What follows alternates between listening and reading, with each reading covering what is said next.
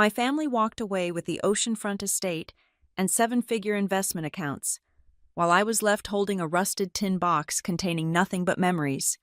They laughed, patting my shoulder as they left to celebrate, believing I had been cut out for being too soft. They did not realize that those memories were actually cold. Hard evidence, a legal weapon my grandmother crafted to destroy them the moment they thought they had won. My name is Aurora Flores, and I spend my days hunting for lies buried inside spreadsheets.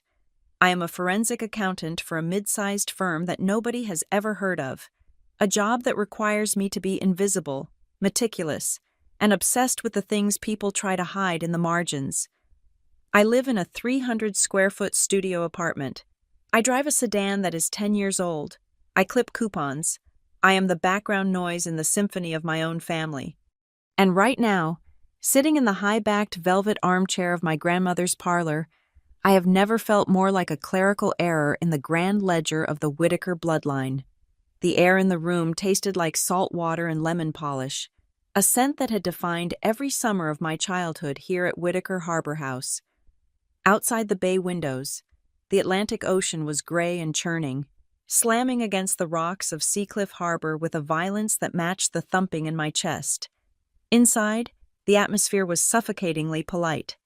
We were gathered for the reading of the last will and testament of Eleanor Whitaker, the woman who had built this family from the ground up, and the woman I had spent the last 730 days keeping alive while everyone else in this room was busy building their personal brands.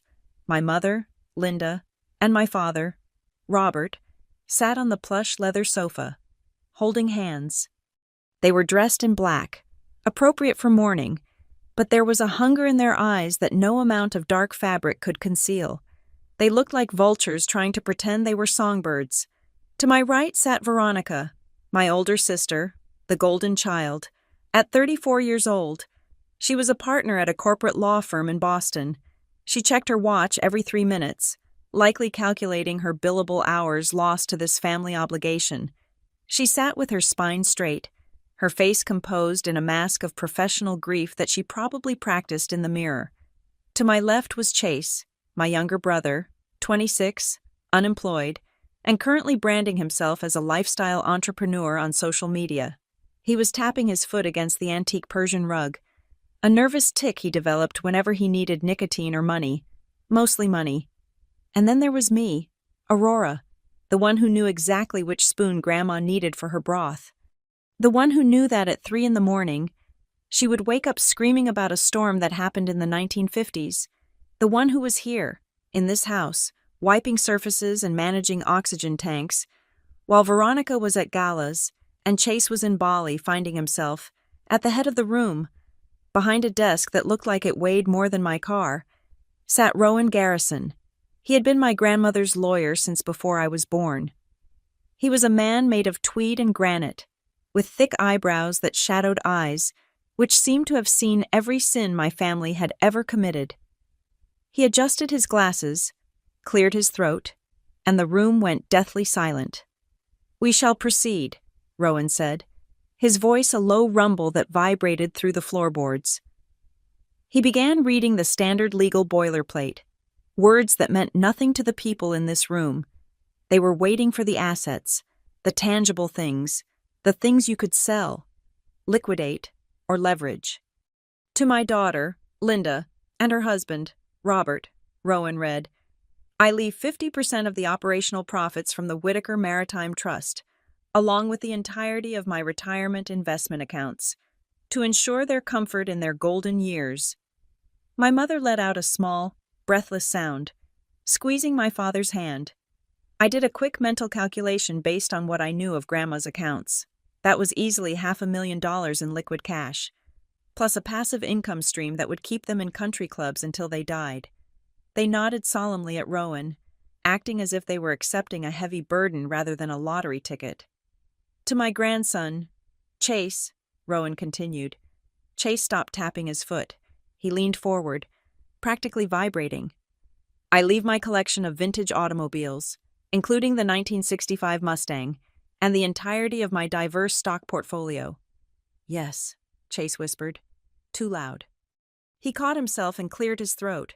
trying to look somber. I mean, I will treasure them, obviously. I stared at my hands. That portfolio was substantial. Grandma had bought into tech stocks in the 90s. Chase had just become a millionaire, or at least close enough to one that he would destroy himself within 5 years.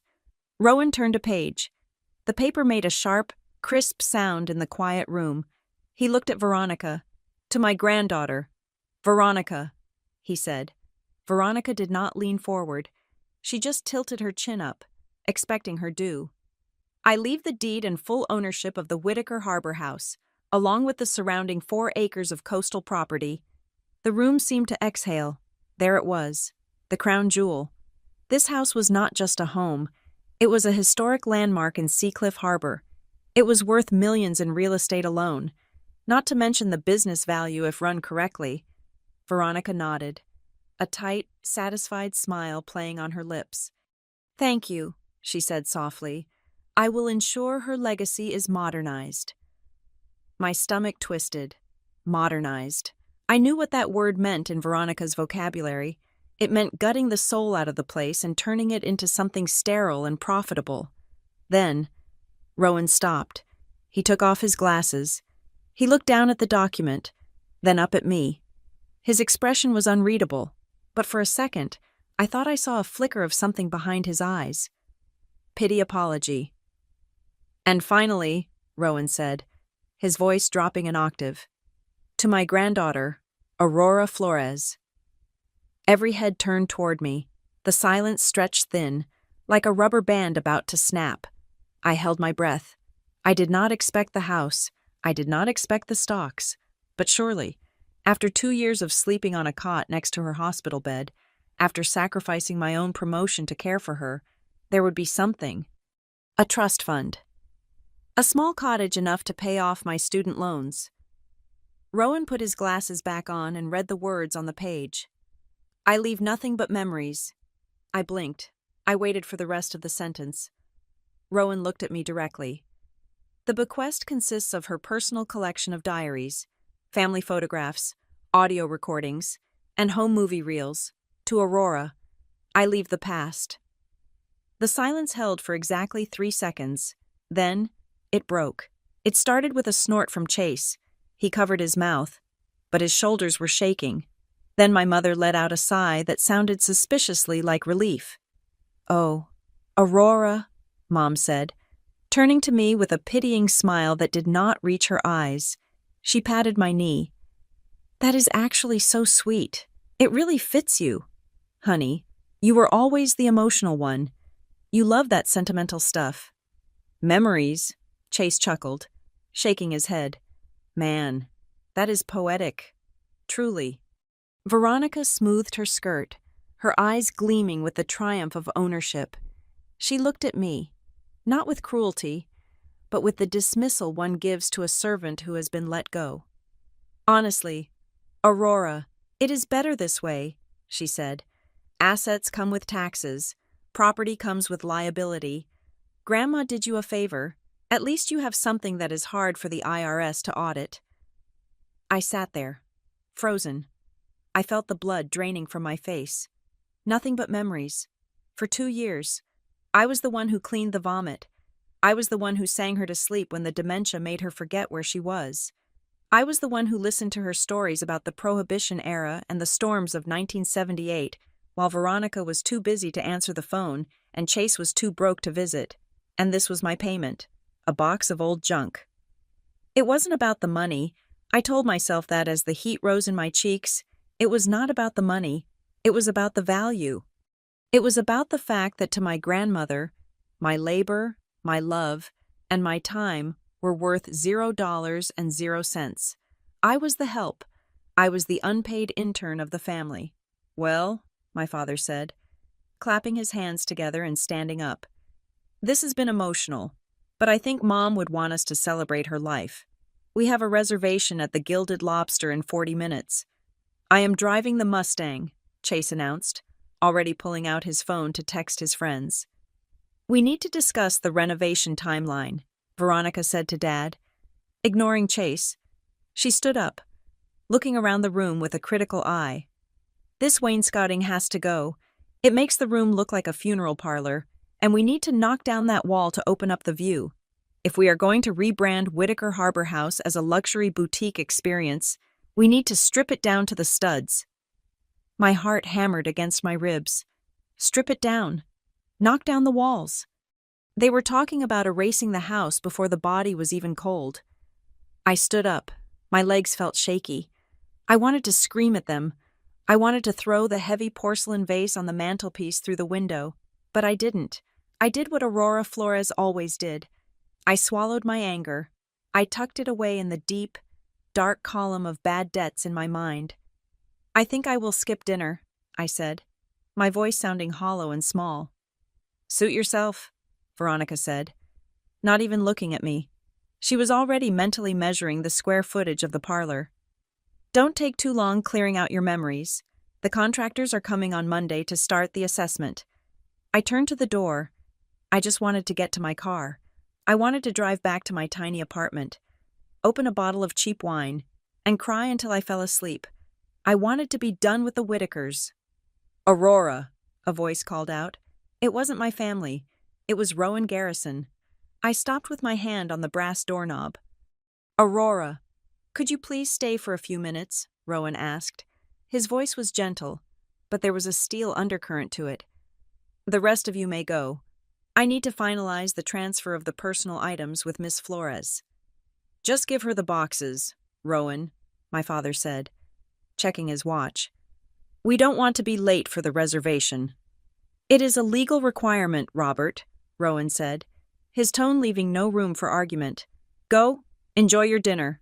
My family filed out. They flowed past me like a dark river, carrying their new wealth with them. Chase slapped me on the shoulder as he passed. "Don't worry, sis. I will let you ride in the Mustang sometime. Shotgun?" Then they were gone. The heavy oak door clicked shut, leaving me alone in the silence with the lawyer and the ghost of my grandmother. I turned back to Rowan. I felt humiliated. I did not want to sign a receipt for a box of old photos. I wanted to leave. "Mr. Garrison," I said, trying to keep my voice steady. "If this is just about signing for the diaries, can we do it quickly? I really need to get back to the city." Rowan did not answer immediately. He sat there, watching me. Then, slowly, he reached under his desk. He pulled out a metal box. It was an old biscuit tin, rusted at the corners, the kind grandmothers used to store sewing kits or buttons. He placed it on the polished mahogany desk. Next to it, he placed a thick manila envelope. It was sealed with red wax. On the front, in handwriting that was shaky, but unmistakably my grandmother's, was my name, Aurora. "Your grandmother was many things, Aurora," Rowan said softly. "But she was not a fool, and she was certainly not forgetful. Not when it mattered." I stared at the box. "What is this?" I asked. "The will I just read was the public testament," Rowan said. "It was the script she wrote for the audience that just left the room." He placed his hand on the envelope. "Aurora, sit down," he commanded. "The reading is not over. We have not even started the real work yet." I looked at the door, where my family had exited to go eat lobster and plan the destruction of this house. Then I looked at the rusted tin box. A strange feeling washed over me. It was the same feeling I got at work when I looked at a balance sheet and realized the numbers did not add up. The feeling that something was hidden, the feeling that a trap had been laid, and someone was about to step into it. I did not leave. I walked back to the chair, the one that felt too big for me, and I sat down. "Tell me," I said. Rowan smiled, a thin, sharp expression that looked dangerous. "You might want to get comfortable, Aurora," he said, sliding the envelope toward me. "Because nothing but memories is a very specific legal term in this house, and you are about to find out exactly how much those memories are worth. 2 years ago, the decline did not happen like a cliff drop. It happened like the erosion of the cliffs outside Whitaker Harbor House, slow, persistent, and then, suddenly, a chunk of the foundation was just gone. It started with small things: a misplaced tea kettle found in the linen closet, a forgotten name of a neighbor she had known for 40 years, But the night the police found Eleanor Whitaker walking down Route 1 in her nightgown at 3 in the morning, looking for a lighthouse that had been demolished in 1995, was the night the world shifted. The diagnosis was a clinical term that sounded like a sentence: advanced vascular dementia. My family held a crisis meeting via Zoom. Veronica dialed in from a conference room in Boston, the skyline blurring behind her perfectly coiffed hair. Chase joined from a hammock in Costa Rica, holding a coconut. My parents were on a golf retreat in Florida. "Someone needs to be there to manage the transition," Veronica had said, checking her emails on a second screen. "But obviously, my docket is full until next quarter. I can't leave the vibe here right now," Chase had added. "I'm on the verge of a breakthrough with my travel vlog." "We just can't handle the cold anymore, honey," Mom had sighed. "It's bad for your father's joints." And just like that, the silence on the call became a spotlight pointing directly at me. I did not argue. I packed 2 suitcases, negotiated a remote work arrangement with my firm, trading a potential salary bump for the flexibility to work from a hospital chair, and flew to Maine.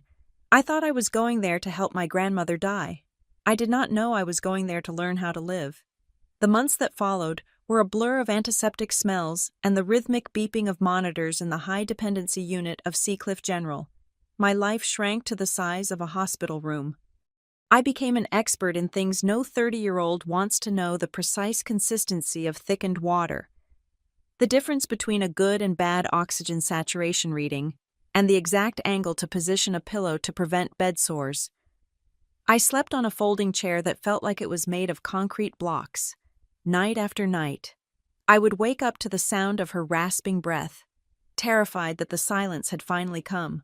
"Aurora," she would whisper in the dark, her voice thin as parchment. "I'm here, Grandma," I would say, reaching through the rails of the bed to hold her hand. Her skin felt like dry leaves. "Did you close the shutters?" she would ask. "The nor'easter is coming." It was July. The air outside was still and humid, but in her mind, she was back in one of the legendary storms that had battered the coast decades ago. "I closed them, Grandma. We are safe. Good girl," she would sigh, drifting back into the fog. "You always remember the important things." While I was wiping drool from her chin and changing adult diapers, my phone would buzz with notifications from the outside world. Ping, Instagram Veronica, at a women-in-law gala, holding a champagne flute. Caption, celebrating resilience and legacy. Ping, TikTok, Chase standing on a surfboard, shouting, living my best life. Don't let anything tie you down. They were living in Technicolor. I was living in a sepia-tone nightmare. They visited, of course, rarely, briefly, performances of concern. Veronica would sweep in for an afternoon, wearing a suit that cost more than my car. She would stand at the foot of the bed, never touching Grandma, and speak in a loud, slow voice as if Grandma were deaf. Not confused. "We are handling the estate, Grandma. Do not worry." Grandma would just stare at her, eyes clouded. Once, after Veronica left, Grandma turned to me and asked, "Who was that lady from the bank?" I didn't have the heart to correct her. When Grandma was stable enough to be moved back to Whitaker Harbor House for home hospice, the dynamic changed. The house became our universe. Whitaker Harbor House was not just a building. It was a living, breathing member of the family, built in the 1920s. It had 15 guest rooms, each with a view of the Atlantic. It had white clapboard siding that groaned in the wind, and a wraparound porch where 3 generations of Whitakers had watched the sun rise.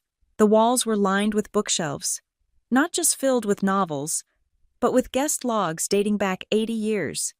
Those logs were the spine of the house. Every guest who had ever stayed there had written something: a thank you, a poem, a drawing of a seagull. Grandma and I fell into a routine. In the afternoons, when the sun cut through the sheer curtains of her bedroom, she would have moments of lucid clarity. We called it the window. It might last 10 minutes, or it might last an hour. We started the memory project during those windows. It began by accident.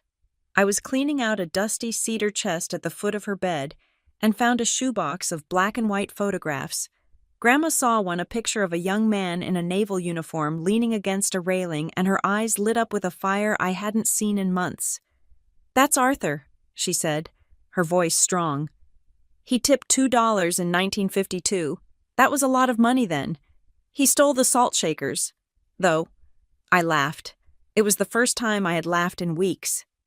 "Wait," I said, pulling out my phone. "Tell me that again." I hit record. We went through hundreds of photos. I bought a label maker and a fresh notebook. I became the archivist of her fading mind. I would hold up a picture, or an object, a brass key, a dried flower, a menu from 1960, and she would tell the story. "This was the menu from the night the senator stayed here," she told me, pointing to a stained piece of cardstock. "He drank too much whiskey and tried to buy the lighthouse. I told him it wasn't for sale. He told me everything has a price. I told him he was wrong." She looked at me then, her blue eyes piercing through the cataracts. "Do you believe that, Aurora?" she asked. "Believe what?"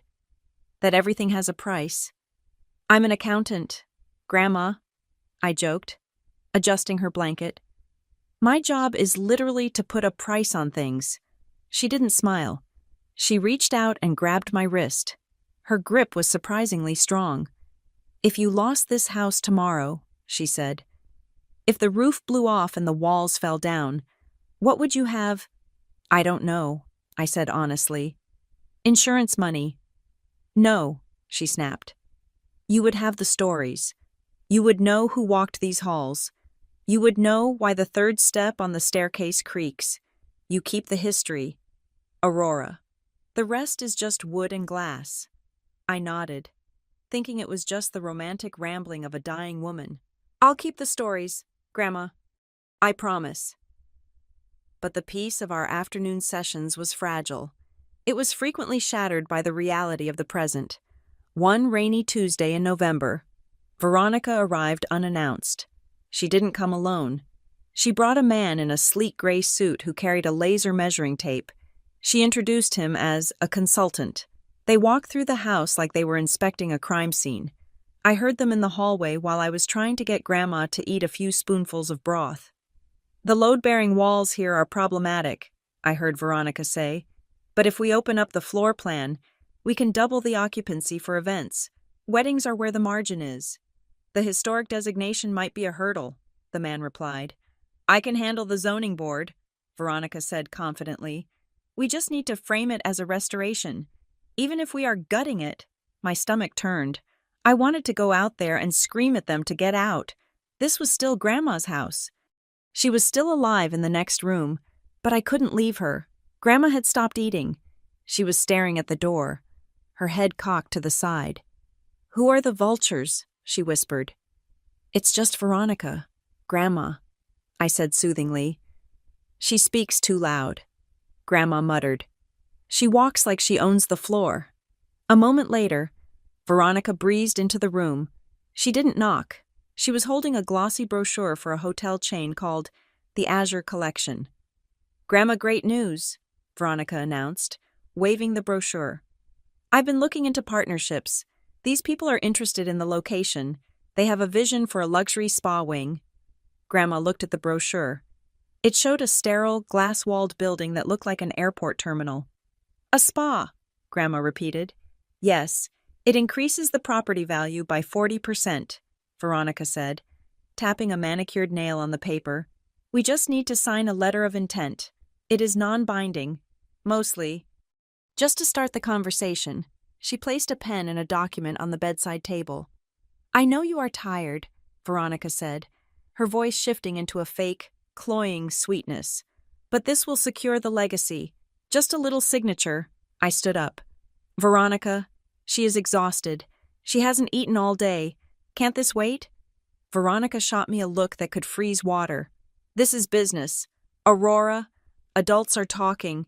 You worry about the soup." Grandma closed her eyes. She looked so small in that big bed. Her hand trembled as she reached for the paper. Veronica smiled, uncapping the pen. But Grandma didn't sign. She pushed the paper away. It fluttered to the floor. "This house," Grandma said, her voice barely a whisper. is not a number in your spreadsheet. Veronica. Veronica's smile vanished. She snatched the paper up from the floor. You are confused. Grandma, we will talk when you are more yourself. She stormed out, her heels clicking angrily on the hardwood floors, the floors she wanted to rip out. I sat back down, my heart pounding. You okay, Grandma? She opened one eye. It was clear as a bell. She thinks I'm broken, Grandma said. She thinks because the plumbing is old, the water doesn't run. I didn't understand what she meant then. I just stroked her hair and told her to rest. That night, I realized the divide in our family was not just emotional, it was functional. I was the technician. I was the one who knew how to operate the machinery of care. I knew which pharmacy was open 24 hours. I knew how to navigate the labyrinth of Medicare paperwork. I was the one changing the sheets, washing the bodies, and bearing witness to the ugly, messy, painful reality of decline. Veronica and Chase were the heirs. They were the board of directors. They showed up for the photo ops. They signed the checks using Grandma's money. Of course. They lived in the abstract world of legacy and assets, while I lived in the concrete world of bedpans and morphine drips. One evening, Chase came by. He set up a ring light in the living room.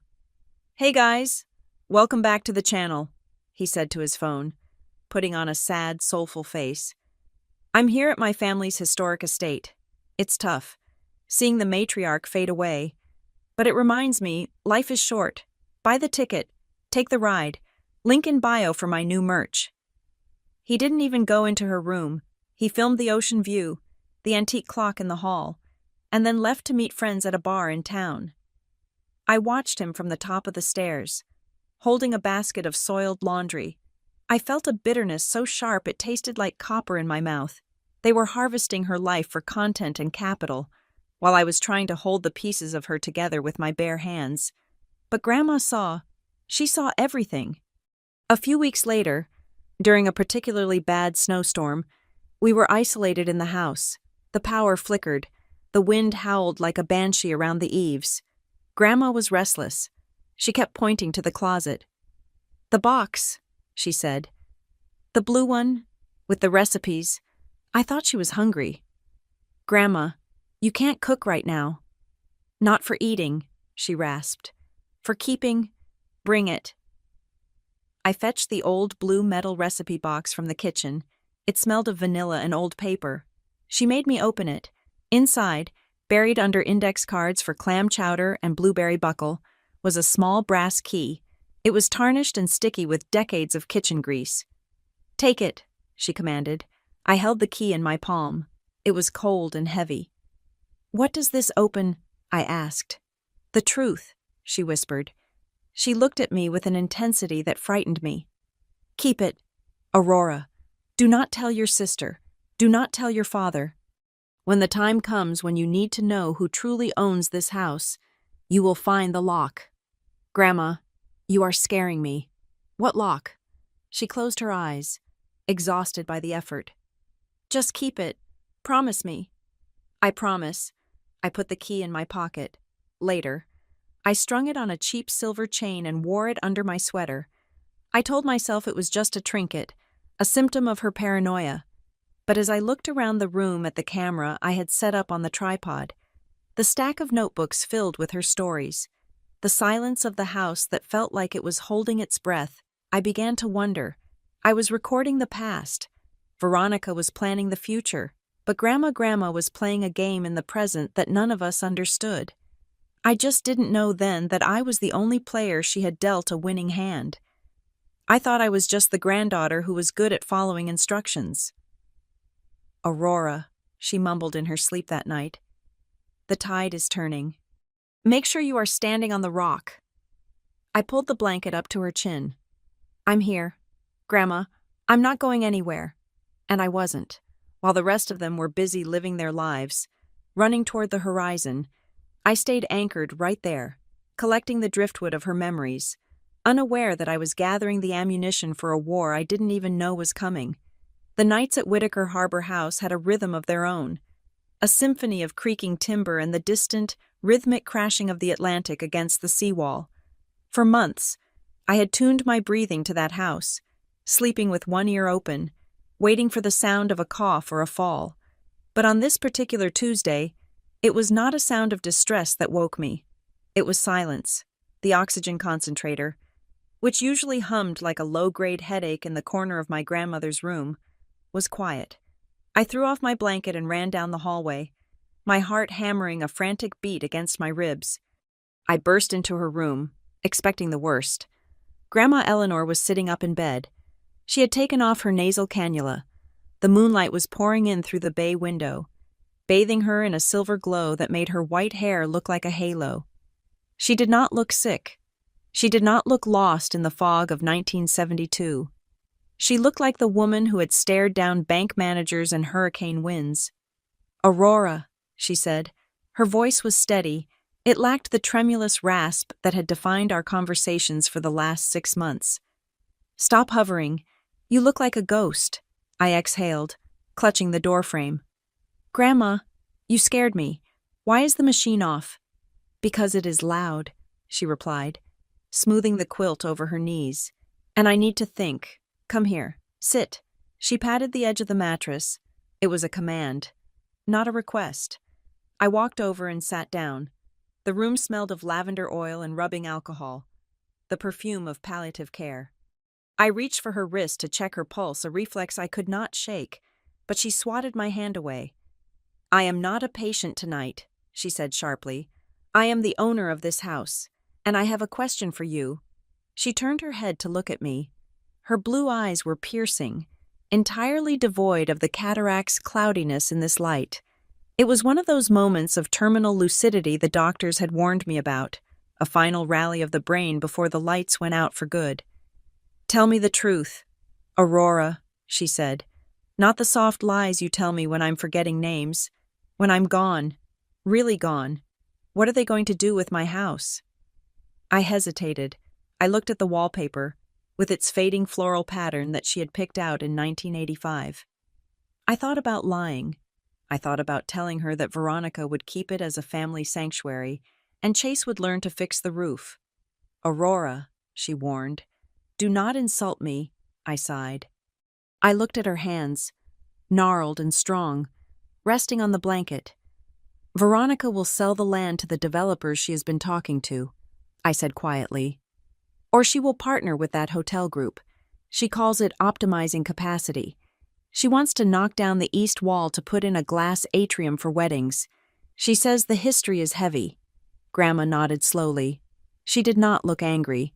She looked resigned, like a captain watching a storm roll in that she knew she could not sail around. "And Chase?" she asked. "Chase thinks it is a content farm," I admitted. "He wants to turn it into an experience resort. Glamping in the garden, yoga on the deck. He wants to monetize the vibe." Grandma let out a dry chuckle. It sounded like dry leaves scraping together. "Optimizing," she murmured. "Monetizing. They use these big words to hide small crimes. They think if they polish the floor enough, no one will notice they have rotted the beams." She leaned forward, gripping my arm. "There are some things, Aurora, that if you optimize them too much, they simply cease to exist. You cannot turn a home into a machine and expect the heart to stay beating." She pointed to the shelf where my camera bag sat. "Get the camera," she said. "Grandma, it is 3 a.m. "Get it," she snapped. "And the tripod. I am not going to hold a phone like a teenager. We are going to do this properly." I set up the equipment. The red recording light blinked in the semi-darkness. Grandma sat up straighter, fixing the collar of her nightgown. She smoothed her hair.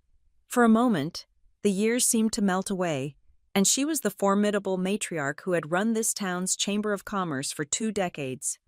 "Are we rolling?" she asked. "Yes, Grandma." She looked directly into the lens. She did not smile. "This is the history of Whitaker Harbor House," she began. Her voice was projecting, clear and authoritative. "My father laid the cornerstone in 1924. He carried the granite up from the beach with his own hands because he could not afford a mule. This house was not built on money. It was built on debt and stubbornness." She spoke for 40 minutes. It was not the rambling storytelling we had done before. This was a deposition. She listed dates. She listed the specific storms that had torn the roof off in 1954 and 1991. She listed the names of the guests who had died in room 4 and the babies born in room 7 during the blizzard of '78. She described the lean years, the years when the bank threatened foreclosure every month, and how she had sold her own engagement ring to pay the property taxes in 1982, a fact I had never known. "I kept this roof over your father's head," she said to the camera, her eyes hard. "I kept it over Veronica's head when she was failing the bar exam and needed a place to hide. I kept it over Chase's head every summer he got fired from a summer job." She paused, taking a ragged breath. I moved to stop the recording, but she held up a hand. "One more thing," she said. She looked away from the lens and looked at me, standing in the shadows behind the tripod. "Aurora, come into the frame." I froze. "Grandma? No, I am in my pajamas." "Get in the frame." I stepped into the shot, crouching down beside her bed. She placed her hand on my shoulder. It felt heavy, grounding. "This is my granddaughter, Aurora Flores," she said to the camera.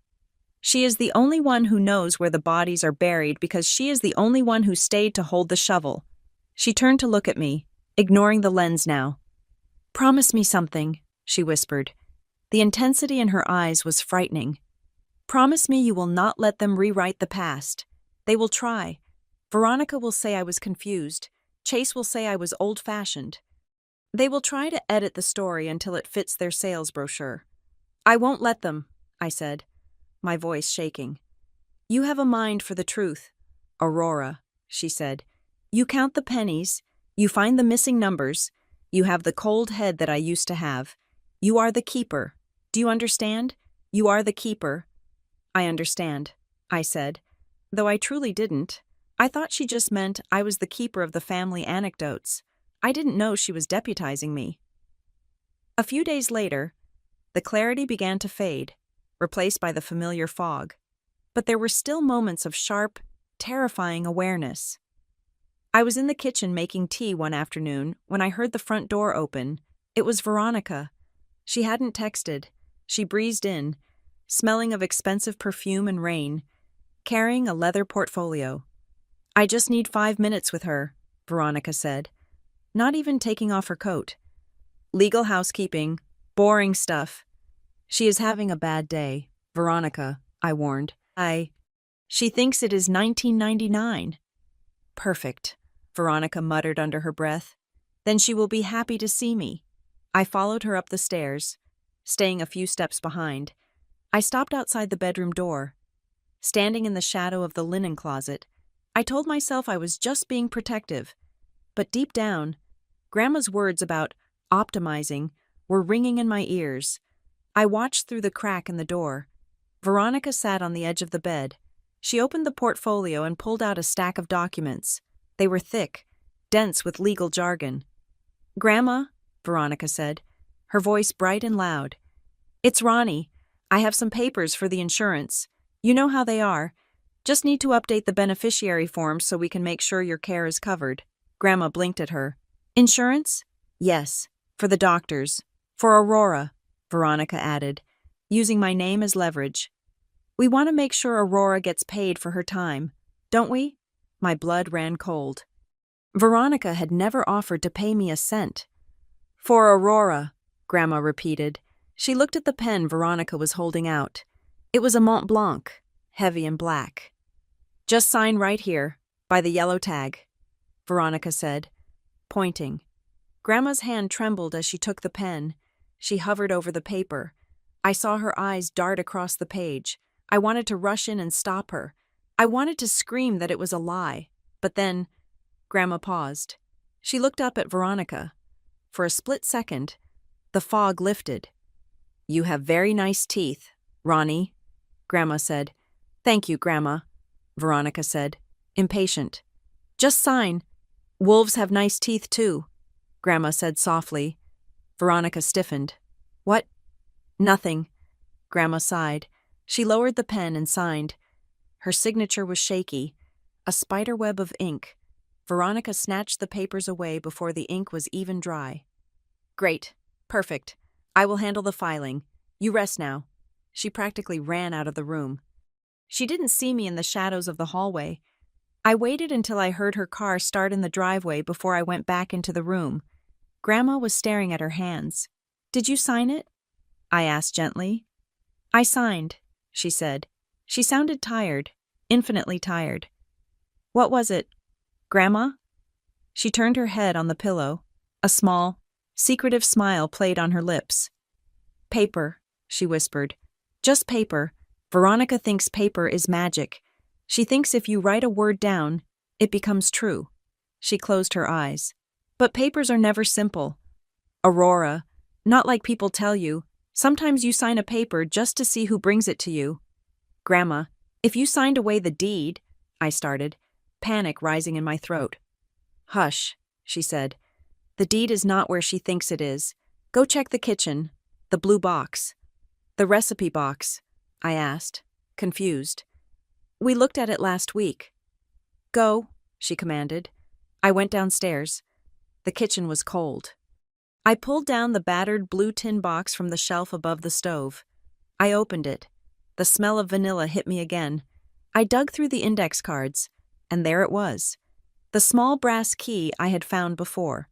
But this time, wrapped around it was a scrap of paper I hadn't seen. It was a note, written in Grandma's hand. But the ink was fresh, or at least, fresher than the recipes. It read, "For the day the wolves come." I took the key out. It was sticky with old butter grease, gross and mundane. I walked back upstairs. I have it, I said, showing her the key. Grandma nodded without opening her eyes. Keep it, she murmured. Don't clean it. Let it be ugly. Nobody steals ugly things. What does it open? Grandma? You still haven't told me. It opens the silence, she said, drifting off.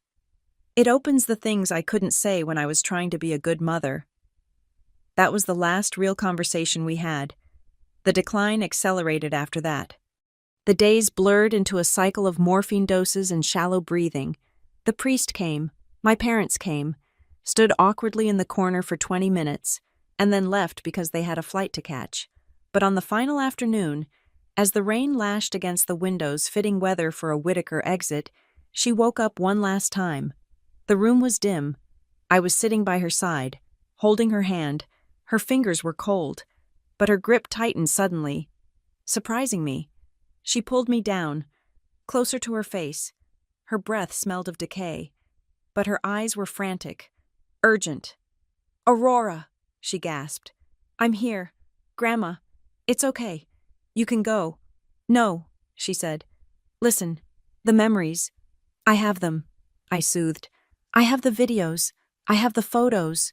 No, she hissed, shaking her head slightly. Not just stories, evidence. Memories are the only thing they cannot confiscate. Aurora.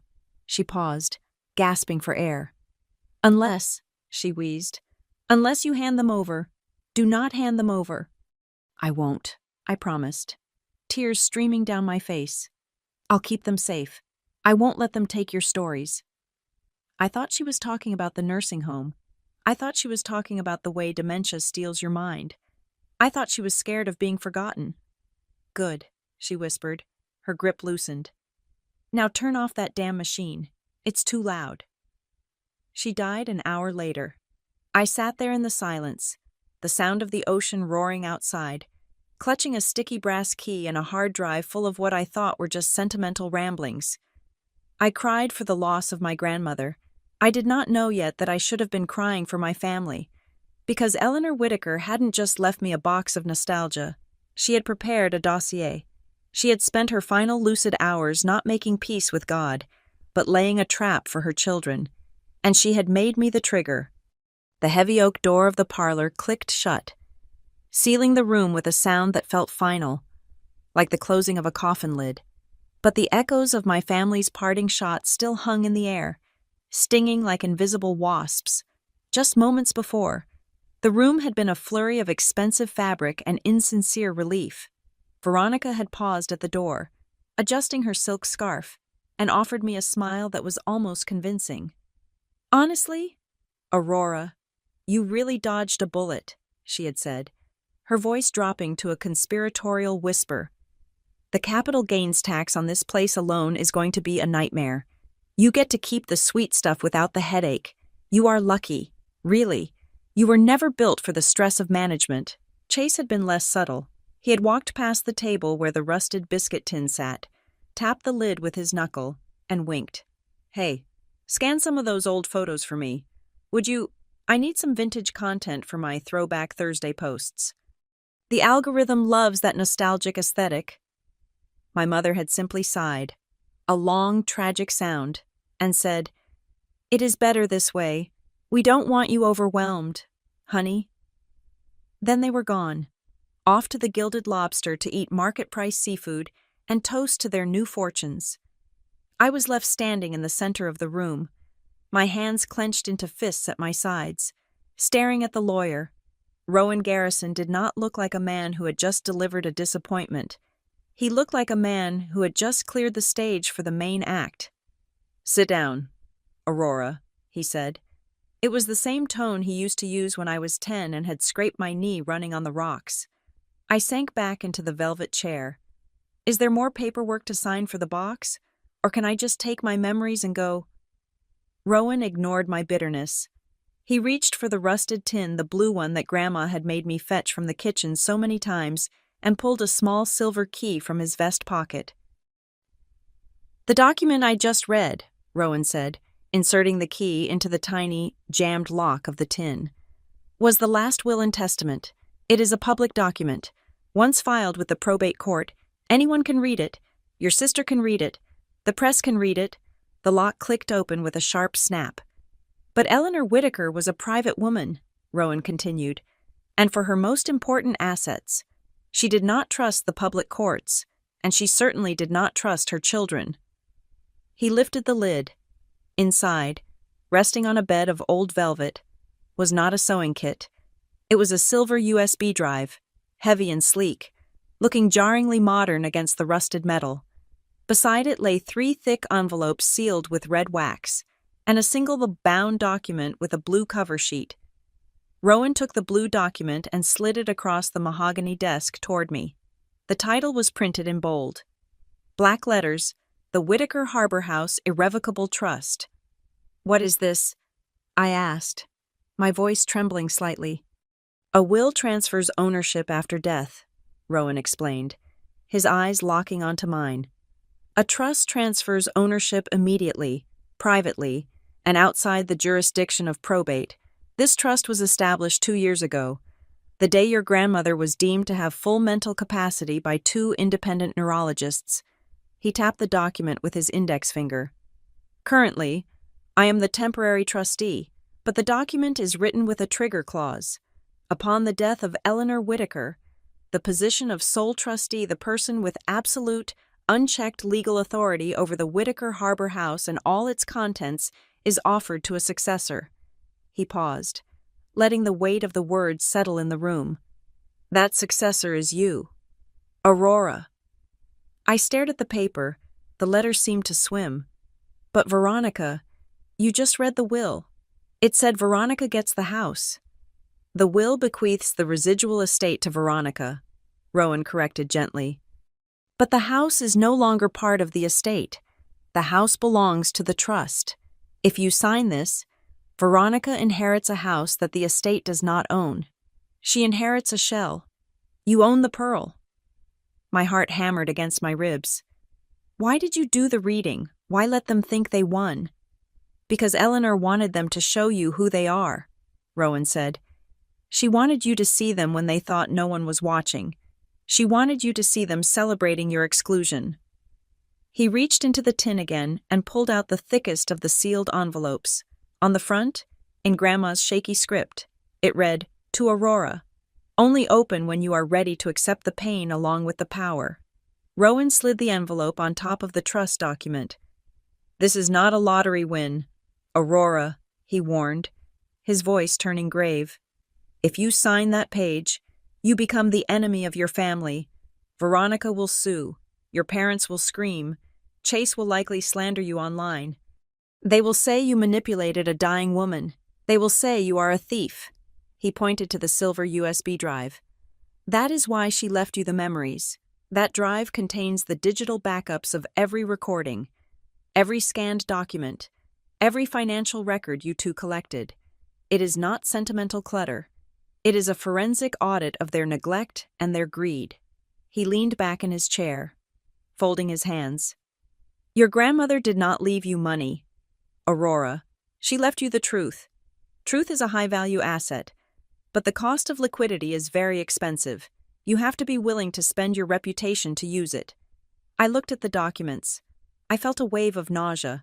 I was the quiet one, the one who fixed things, the one who smoothed over the cracks. If I signed this, I would be taking a sledgehammer to the foundation of my family. They will hate me, I whispered. They already undervalue you, Rowan said. Is that better? He stood up and walked over to the window, looking out at the gray, churning ocean. Your parents call you ruthless when you ask for fairness, he said without turning around. They call you cold when you're simply being accurate. Perhaps it is time you showed them what those words actually mean.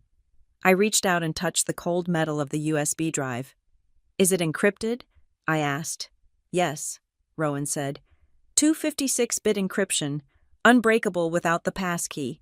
What is the passkey? Rowan turned back to me. His expression softened. Just a fraction.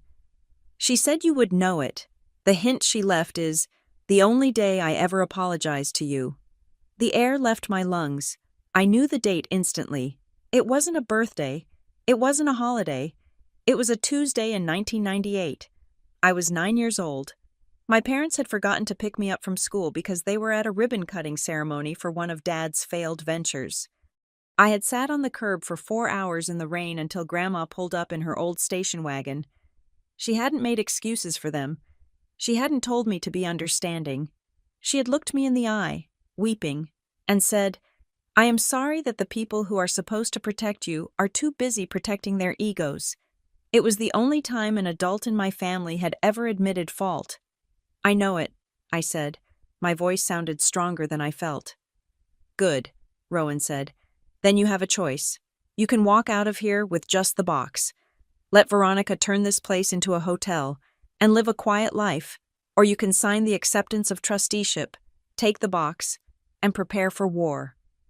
He did not push the pen toward me. He let it sit there. I looked at the house around me. The wainscoting Veronica wanted to rip out. The fireplace where Chase wanted to put a gas insert. I felt the ghost of my grandmother sitting in the corner, watching me, waiting to see if I was the keeper she thought I was. I picked up the pen. I didn't sign it there. I couldn't. My hand was shaking too much, and the air in the room felt too thin. Can I take it with me? I asked. I need tonight. Rowan nodded. You have 24 hours. After that, the offer of trusteeship expires, and the house reverts to the estate by default. I gathered the items, the heavy trust document, the dangerous USB drive, the sealed letter. I put them all back into the rusted biscuit tin and locked it. I walked out of Whitaker Harbor House without looking back. The wind was picking up, whipping my hair across my face. I got into my 10-year-old sedan, the one with the dent in the bumper that Chase had put there and never paid for, and I drove. I drove 2 hours south, back to the city, back to my studio apartment that smelled of stale coffee and loneliness. I placed the rusted tin on my small IKEA dining table. It looked ridiculous there, against the cheap laminate surface. It looked like a bomb. I made a cup of tea, but I didn't drink it. I just sat there, staring at the box. If I opened it, I could never go back. If I used what was inside, I would destroy the illusion of family that I had spent 30 years trying to maintain. I would prove my mother right that I was the difficult one, the one who couldn't just let things be. But then I thought about the signature on the insurance papers.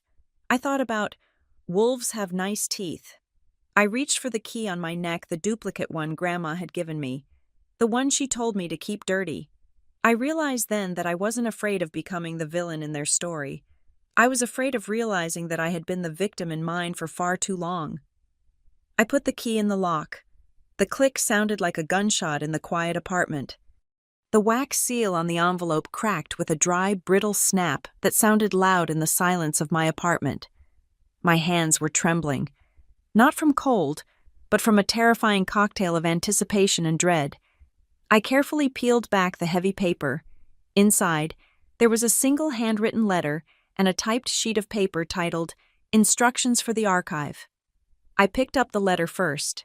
The handwriting was unmistakable, the sharp, angular loops of Eleanor Whitaker's penmanship, written in the blue ink she always favored. But this was not the shaky scrawl of her final months. This was written with the firm pressure of a woman who knew exactly what she was saying. My dearest Aurora, it began. If you are reading this, it means Rowan has done his job, and you have chosen the difficult path. I am sorry that I had to leave you a burden instead of a simple gift, but a house like Whitaker Harbor House is not just wood and stone, it is a vessel. And lately, it has been filling up with poison.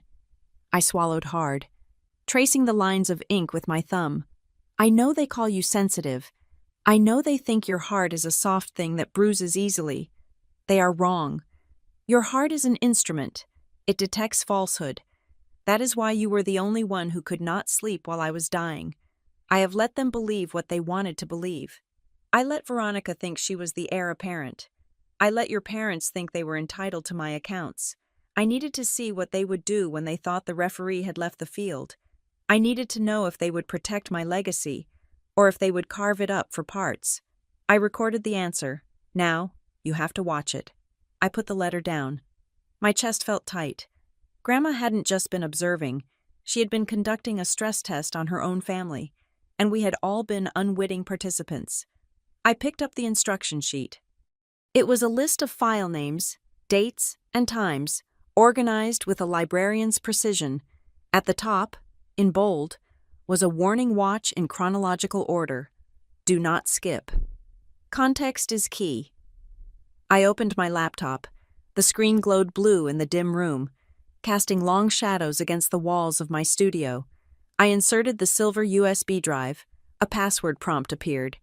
I typed it in slowly, October 27th, 1998. The drive unlocked.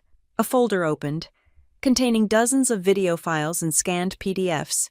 I clicked on the first file, labeled 001, Introduction, MP4. The video player opened. There she was, Grandma Eleanor, sitting in her favorite wingback chair in the library, wearing her navy cardigan. The date stamp in the corner read 2 years ago, just before the dementia diagnosis became official. She looked directly into the camera lens. Her gaze was so sharp it felt like she was looking through the screen and into my living room. "Hello, Aurora?" Digital Grandma said. Her voice was clear, lacking the rasp of her final days. "If you are watching this, it means you have the key. It means you stood in front of Rowan and chose the truth over a false peace. That was the first test. You passed." She folded her hands in her lap. "What you are about to see is hard. It will hurt. It will make you question the people you broke bread with every Thanksgiving. But remember, I did not record this to hurt you. I recorded this because you are the only one with the moral spine to carry it. You are a forensic accountant. My dear, you look for the story in the numbers. Well, here are the numbers." The screen went black. I took a sip of cold tea, my heart pounding a frantic rhythm against my ribs. I clicked on the next file. 002, Library Surveillance, UG 12.MP4. The angle changed. This was not a handheld camera. It was a fixed shot, high up, likely hidden among the books on the top shelf of the library. It captured the entire room. In the frame, Veronica was pacing back and forth, talking on her phone. Chase was lounging on the sofa, scrolling on a tablet. I know, Veronica was saying into the phone. "The liquidity is tight right now. The nursing care is bleeding us dry. $7,000 a month for round-the-clock aides. It is ridiculous." She hung up and turned to Chase. "We need to tap the long-term investment fund," Veronica said. Chase didn't look up. "I thought Rowan said that was locked until she, kicks the bucket." "Rowan is old school," Veronica scoffed. "He doesn't check the daily transaction limits. I have power of attorney for necessary medical expenses. If we categorize the roof repairs as necessary for patient safety, we can withdraw $50,000. $50,000? Chase whistled. Is the roof really that bad? Who cares? Veronica snapped. I need the cash to float the retainer for the architects. The Azure Group won't sign the letter of intent unless we have the blueprints ready. We use the $50,000 for the architects, get the deal signed, and then when the house sells, we reimburse the fund before probate even notices. And if Grandma notices? Chase asked. Veronica laughed. It was a cold, sharp sound. Chase, look at her. Yesterday she thought the mailman was her husband. She isn't going to notice a few zeros moving around on a spreadsheet she hasn't looked at in a decade. I paused the video. My hand was shaking so badly I could barely hold the mouse. It wasn't just the theft. It was the casualness of it. They were discussing embezzlement with the same tone one might use to discuss ordering pizza. $50,000. They were stealing $50,000 from the woman who had paid for their college degrees, and they were justifying it by betting on her death. I didn't cry. The tears that had been threatening to fall earlier evaporated, replaced by a cold, hard knot in my stomach. This was not a family dispute anymore. This was a case file. I minimized the video window and opened a new Excel spreadsheet. I named it Whitaker Audit Draft 1. I split my screen. On the left, the video. On the right, the rows and columns of my trade. I began to type. Date August 12th. Subject Veronica Whitaker. Chase Whitaker. Discussion misappropriation of funds. Amount $50,000. Method fraudulent categorization of expenses. I clicked the next video. 003 Kitchen Cam SEPT05 MP4. This one was shot from above the refrigerator. My mother, Linda, was sitting at the kitchen table, counting pills. Veronica was leaning against the counter, eating an apple.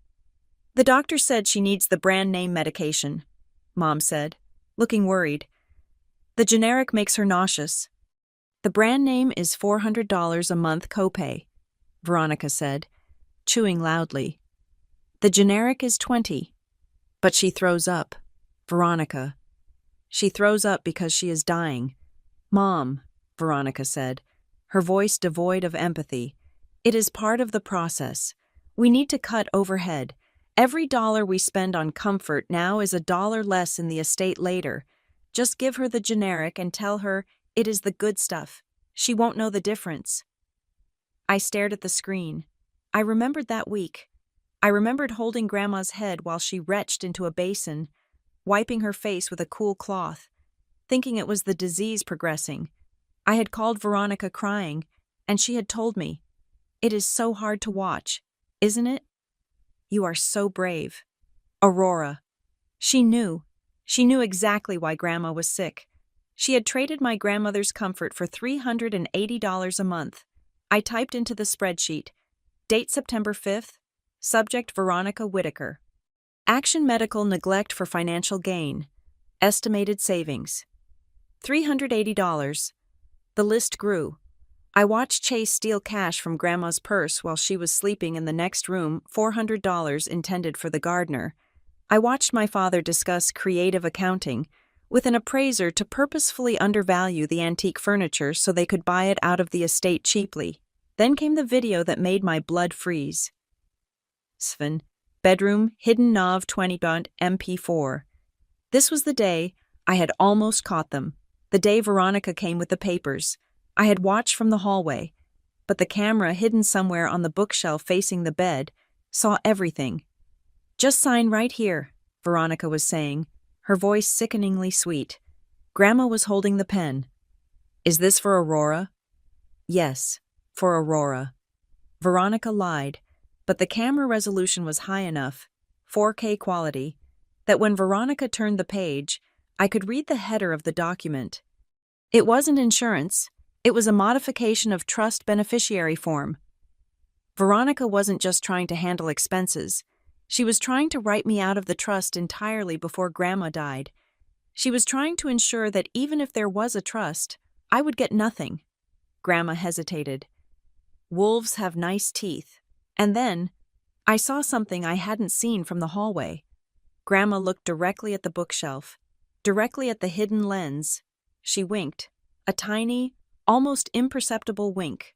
She signed the paper, knowing it was being recorded.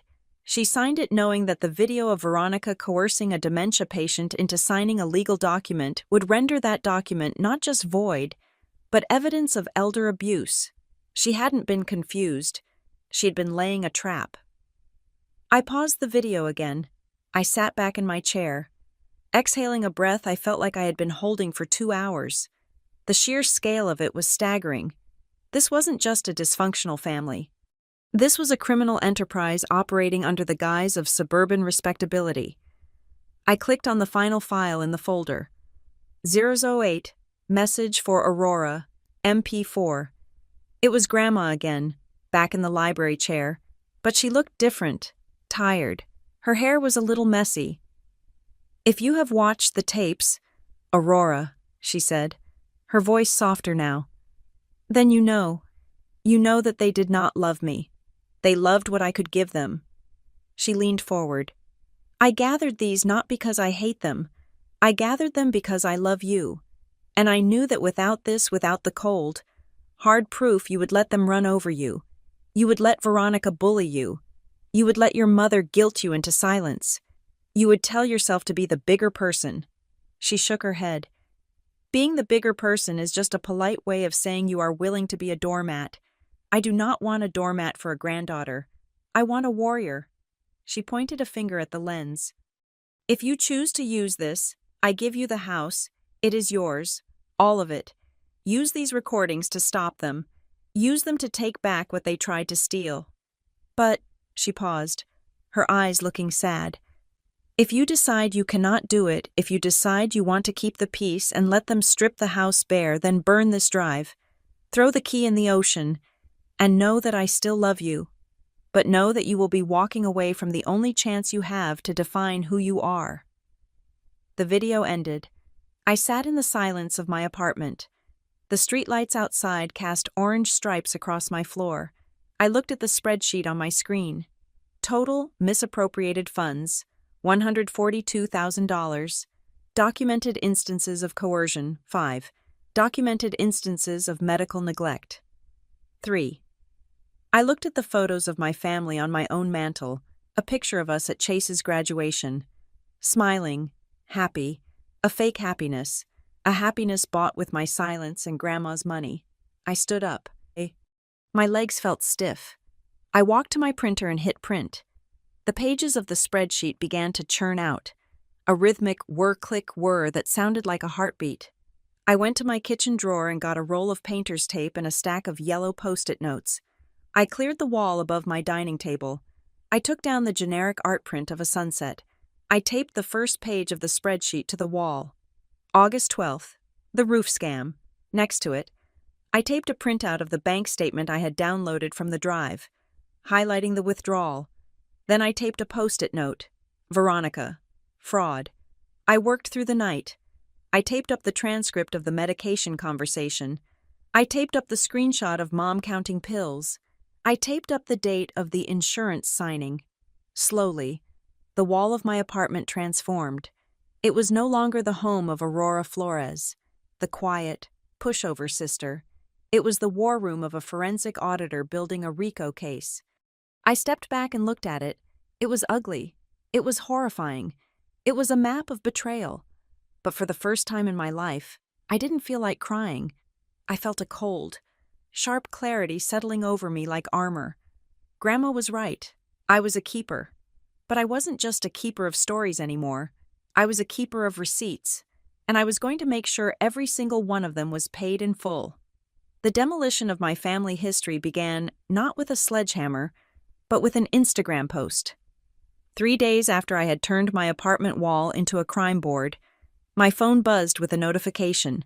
It was Veronica. She had uploaded a rendering of a sleek, glass-fronted building with the caption, "New Beginnings. Say hello to the Harborlight Hotel. Minimalist. Modern. Mine." I zoomed in on the image. The white clapboard siding was gone. The wraparound porch where Grandma used to shell peas was replaced by a floating concrete deck. The name Whitaker was nowhere to be seen. She wasn't just renovating. She was erasing. I knew I had to go back, Not to fight yet. My case wasn't fully built, but to salvage what they were throwing away. I drove up to Seacliff Harbor on a Tuesday morning. The fog was thick, hugging the coastline, but even the mist couldn't hide the construction dumpster sitting in the middle of the crushed shell driveway. It was a massive, rust-orange beast, already half full of debris. I stepped out of my car, and the smell hit me instantly. It wasn't the smell of salt and old pine anymore. It was the sharp, chemical sting of fresh paint and drywall dust. I walked up the steps. The front door, usually propped open to let the sea breeze in, was shut tight. I tried the handle, locked. I had to ring the doorbell of my own grandmother's house. After a moment, the door swung open. It wasn't Veronica. It was a young woman I didn't recognize, wearing a headset and holding a tablet. "Can I help you?" she asked, blocking the entrance. "I'm Aurora Flores," I said. "I'm here for my boxes." "Oh, right. The sister," she said, her tone dismissing me instantly. "Veronica is in the office. You can go through." I stepped inside and felt a physical blow to my chest. The hallway was unrecognizable. The wallpaper, the faded William Morris print that had been there since 1960, was gone, stripped down to bare plaster that was currently being covered in a blindingly bright white primer. The antique grandfather clock that used to chime every quarter hour was missing. The silence was deafening. I walked to the office at the back of the hall. The heavy oak door had been removed, replaced by a frosted glass panel. Inside, Grandma's mahogany desk, the one Rowan had sat behind during the will reading, was gone. In its place was a sleek, kidney-shaped glass table that looked like it belonged in a tech startup, not a coastal inn. Veronica was sitting behind it, typing furiously on a laptop. She looked up when I entered, flashing a smile that didn't reach her eyes. "Aurora." "You made it," she said. She gestured around the room. "What do you think?" "We are going for coastal zen. We want to attract the digital nomad crowd. High yield, low maintenance." "It's bright," I said, trying to keep my voice neutral. "Where is Grandma's desk?" "Oh, that old thing." Veronica waved a hand dismissively. "It was too bulky. We donated it to a thrift shop in town, along with most of the clutter." Clutter. She meant the history. "I am just here for the items Rowan mentioned," I said. "The guest logs, the albums." Right. The memories," Veronica said, a smirk playing on her lips. She pointed to a stack of cardboard boxes in the corner. "Help yourself. Honestly, you are doing me a favor. I was about to have the guys toss them in the dumpster. We are rebranding as a paperless experience. No clutter, no dust." "You were going to throw away 70 years of guest records," I asked, feeling the heat rise in my cheeks. "Aurora, nobody cares who stayed here in 1955. Veronica sighed, standing up and smoothing her skirt. "It is just data we don't need. Look, take it all. Take the old cassettes, the dusty books, whatever makes you happy. I have a meeting with the branding consultants in 10 minutes, so I can't really chat." She walked around the desk and patted my arm. It was a patronizing touch, the kind you give to a child who's upset about a broken toy. "You are so lucky. You know," she said, "you get to go home and scrapbook. I have to deal with permits and contractors. Consider yourself blessed not to have the burden of actual ownership." I bit my tongue so hard I tasted iron. The burden of ownership. If only she knew who actually owned the ground she was standing on. "I'll get the boxes out of your way," I said. It took me 4 trips to load the boxes into my sedan. They were heavy, filled with the smell of mildew and old paper. As I was carrying the last box out, I passed the construction dumpster again. Something caught my eye. Sticking out from under a pile of drywall shards was a flash of familiar yellow. It was a manila file folder, water-stained and crumpled, but I recognized the handwriting on the tab. I looked around. The assistant was inside on a call. The contractors were on their lunch break. I climbed up the metal rungs on the side of the dumpster and reached in. My boots slipped on the debris, but I managed to grab the corner of the folder and pull it free. I jumped down and wiped the drywall dust off the cover.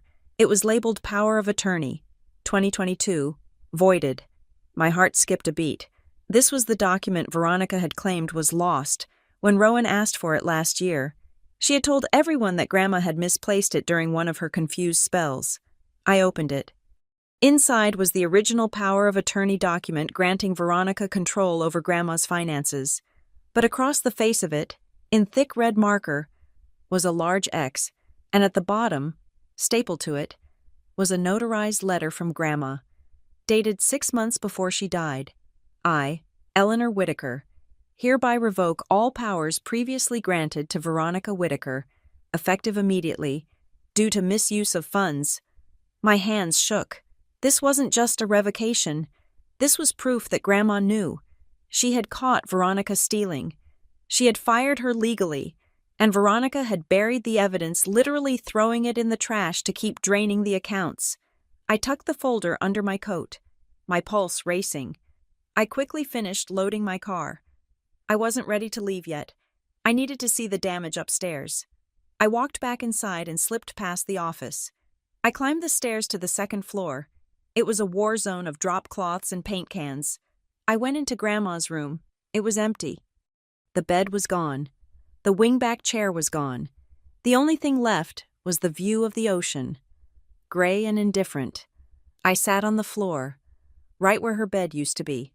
I opened one of the boxes I had just rescued, the stack of guest logs Veronica had called clutter. I flipped through the pages of a log from 2 years ago. I was looking for something specific. In the video I had watched last night, Grandma mentioned keeping a shadow ledger in the margins of the guest books because she knew Veronica never read them. I found it on the page for June 12th, in the column for guest comments, usually reserved for praise about the blueberry pancakes. Grandma had written in her shaky hand, V, withdrew $3,000 for landscaping. No gardener came this week. Called bank. They said authorized by phone. Must tell Rowan. I turned the page. July 4th. Chase asked for $500 for car repair. Saw him at the bar later buying rounds for everyone. He thinks I am asleep. I am just tired. I turned another page.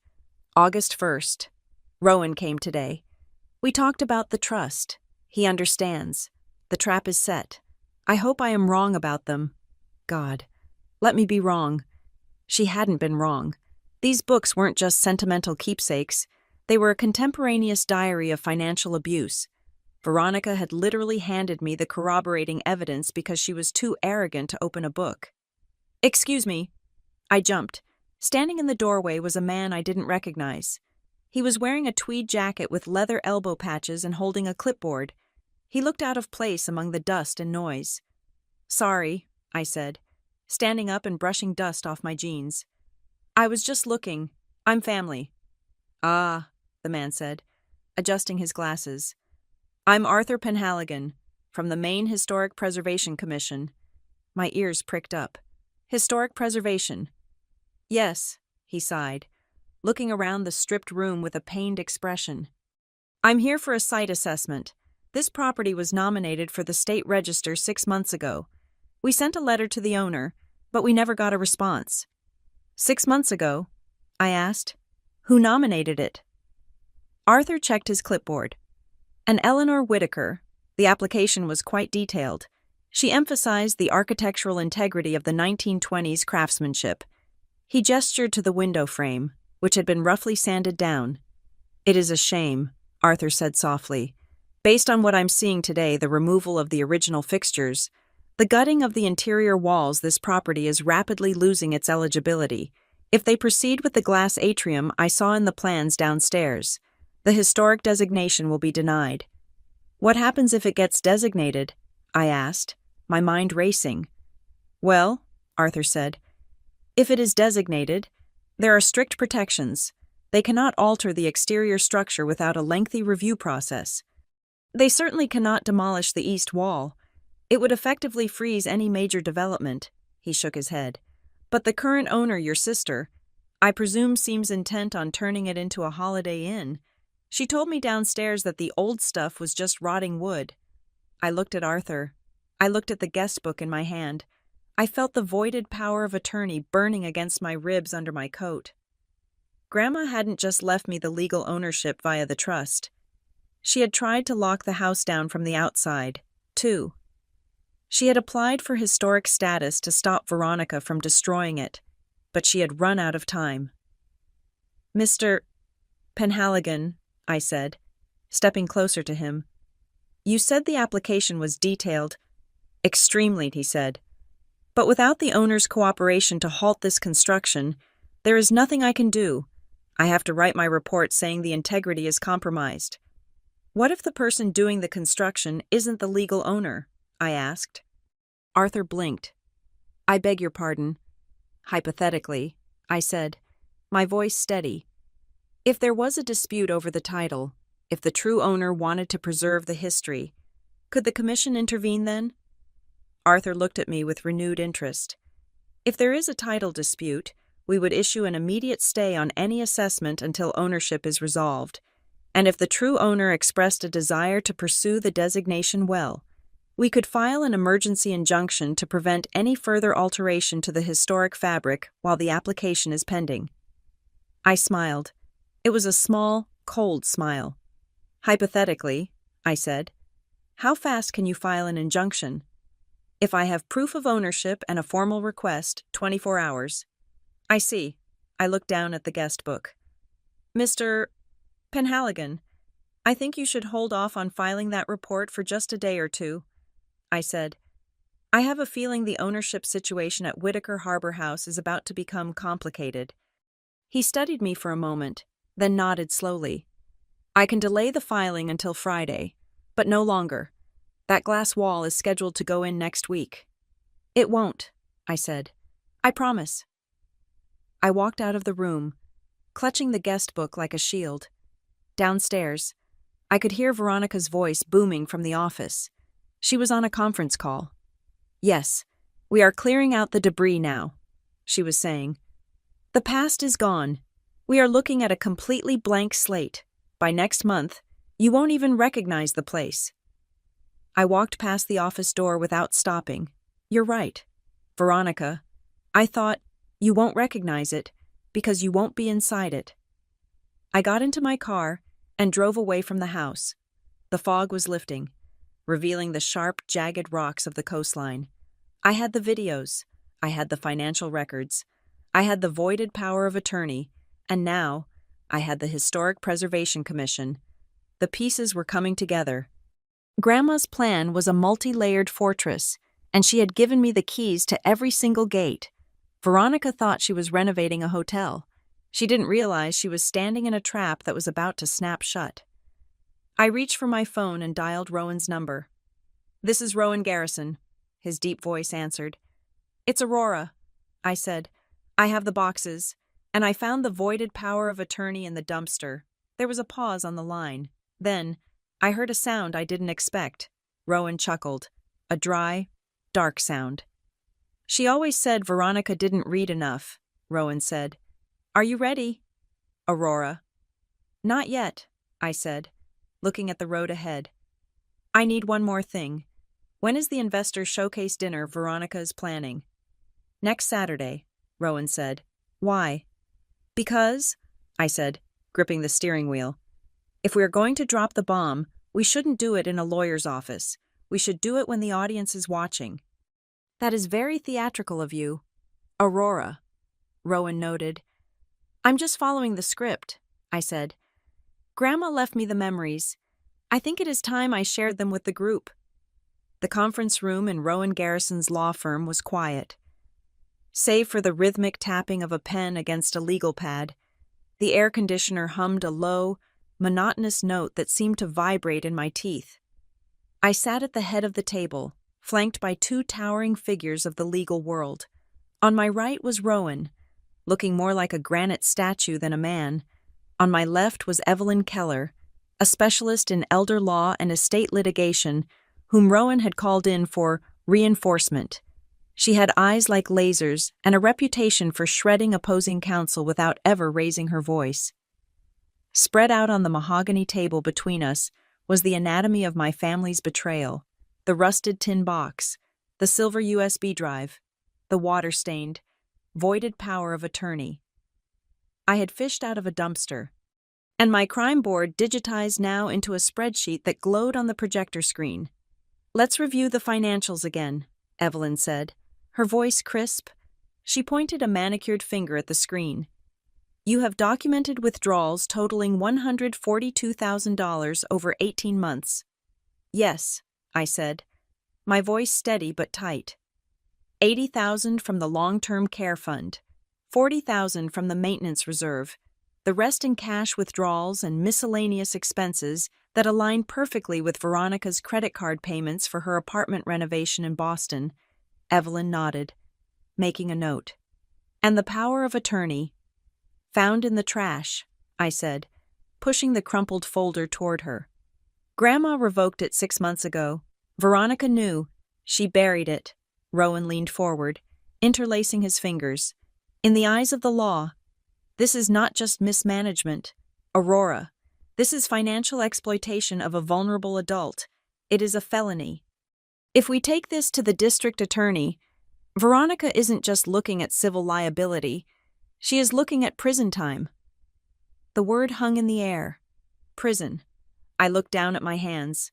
I hated Veronica. I hated her arrogance, her greed, her cruelty.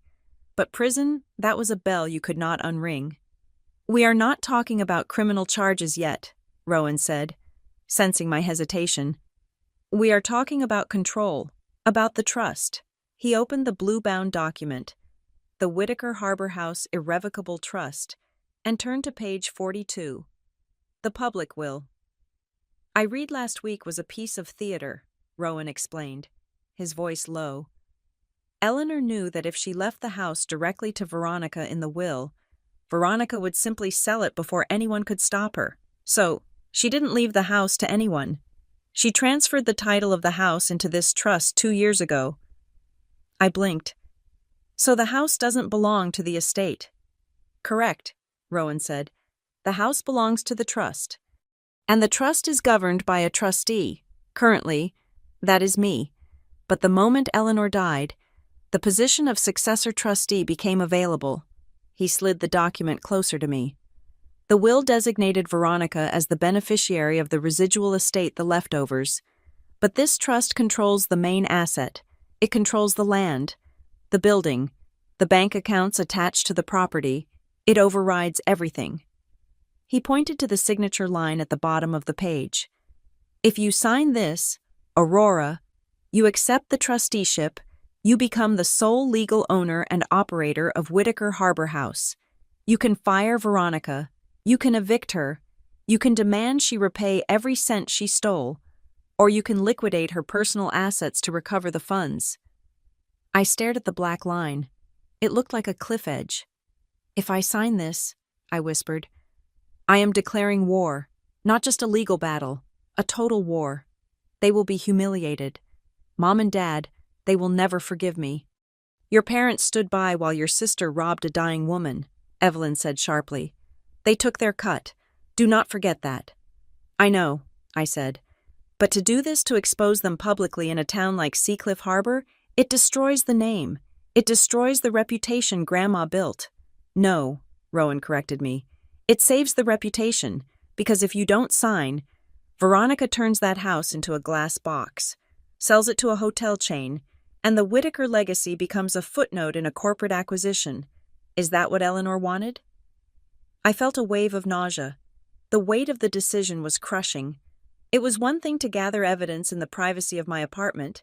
It was another to pull the trigger that would blow my family apart. Evelyn leaned in, her expression softening just a fraction. "Aurora, look at me.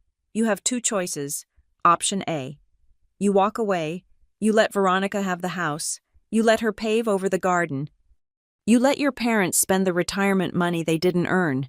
You keep the peace, but you will spend the rest of your life knowing that you let them get away with it. You will watch them use the money meant for your grandmother's morphine to buy sports cars and vacation homes." She paused, letting the image sink in. "Option B. You use the power your grandmother gave you. You sign that paper. You stop the renovation. You force them to face who they are. Yes, they will call you a monster.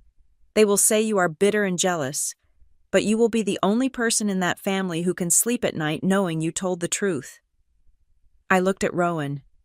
"What happens if I sign?" "If you sign," Rowan said. "We file an immediate injunction to stop the construction. We serve Veronica with a notice of removal as the operator, and we file a demand for accounting for the missing funds." "And when do we do it?"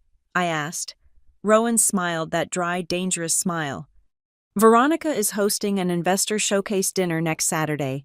She has invited the entire town council, the bank managers, and the partners from the Azure Group.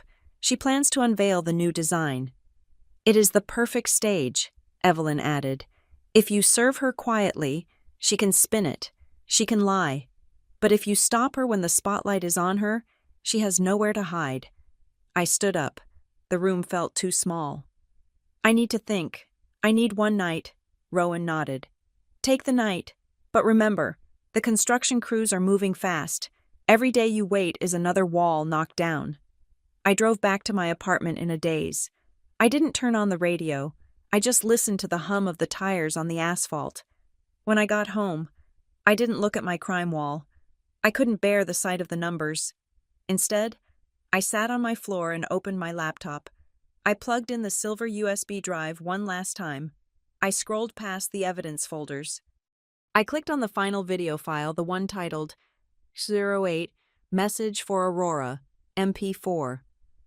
I had watched it before, but I had been too focused on the instructions. I hadn't really listened to the end. Digital Grandma appeared on the screen. She looked so tired, but her eyes were fierce. I fast-forwarded to the last minute. "If you choose to use this, I give you the house," she said. Then she leaned closer to the camera, her face filling the frame. "Aurora, listen to me closely. I know you. I know you're afraid of hurting them. You think forgiveness is a virtue. And usually, it is." She took a breath. "But I do not need you to forgive them for me. I am dead. My pain is over. What I need is for at least one person in this house to refuse to live on a lie. A beautiful lie is still a lie. Do not let them build a paradise on my bones and tell the world it is love. That is not peace. Aurora, that is surrender." The screen went black. "That is not peace. That is surrender." I sat there for a long time. I thought about the way Veronica had looked at me when she gave me the boxes like I was trash she was kindly allowing to leave the premises. I thought about Chase laughing about the old junk. I thought about my mother counting pills and choosing the cheap ones to save $300. They hadn't just stolen money. They had stolen dignity. They had stolen the truth. And if I didn't sign that paper, I was helping them bury the body. I didn't sleep. I sat by the window and watched the sun come up over the city skyline. It was a gray, rainy dawn, the kind of weather Grandma loved. At 8 in the morning, I showered. I put on my best suit, a charcoal gray blazer that made me look sharper, older. I pulled my hair back. I looked in the mirror. The woman staring back didn't look like the emotional little sister anymore. She looked like a trustee. I drove back to Rowan's office.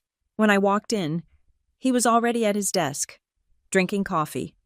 He didn't say a word. He just opened the blue folder and uncapped a heavy fountain pen. My hand shook as I took it. My heart was pounding so hard I could hear it in my ears. This was it, the point of no return. I looked at the signature line, acceptance of successor trustee.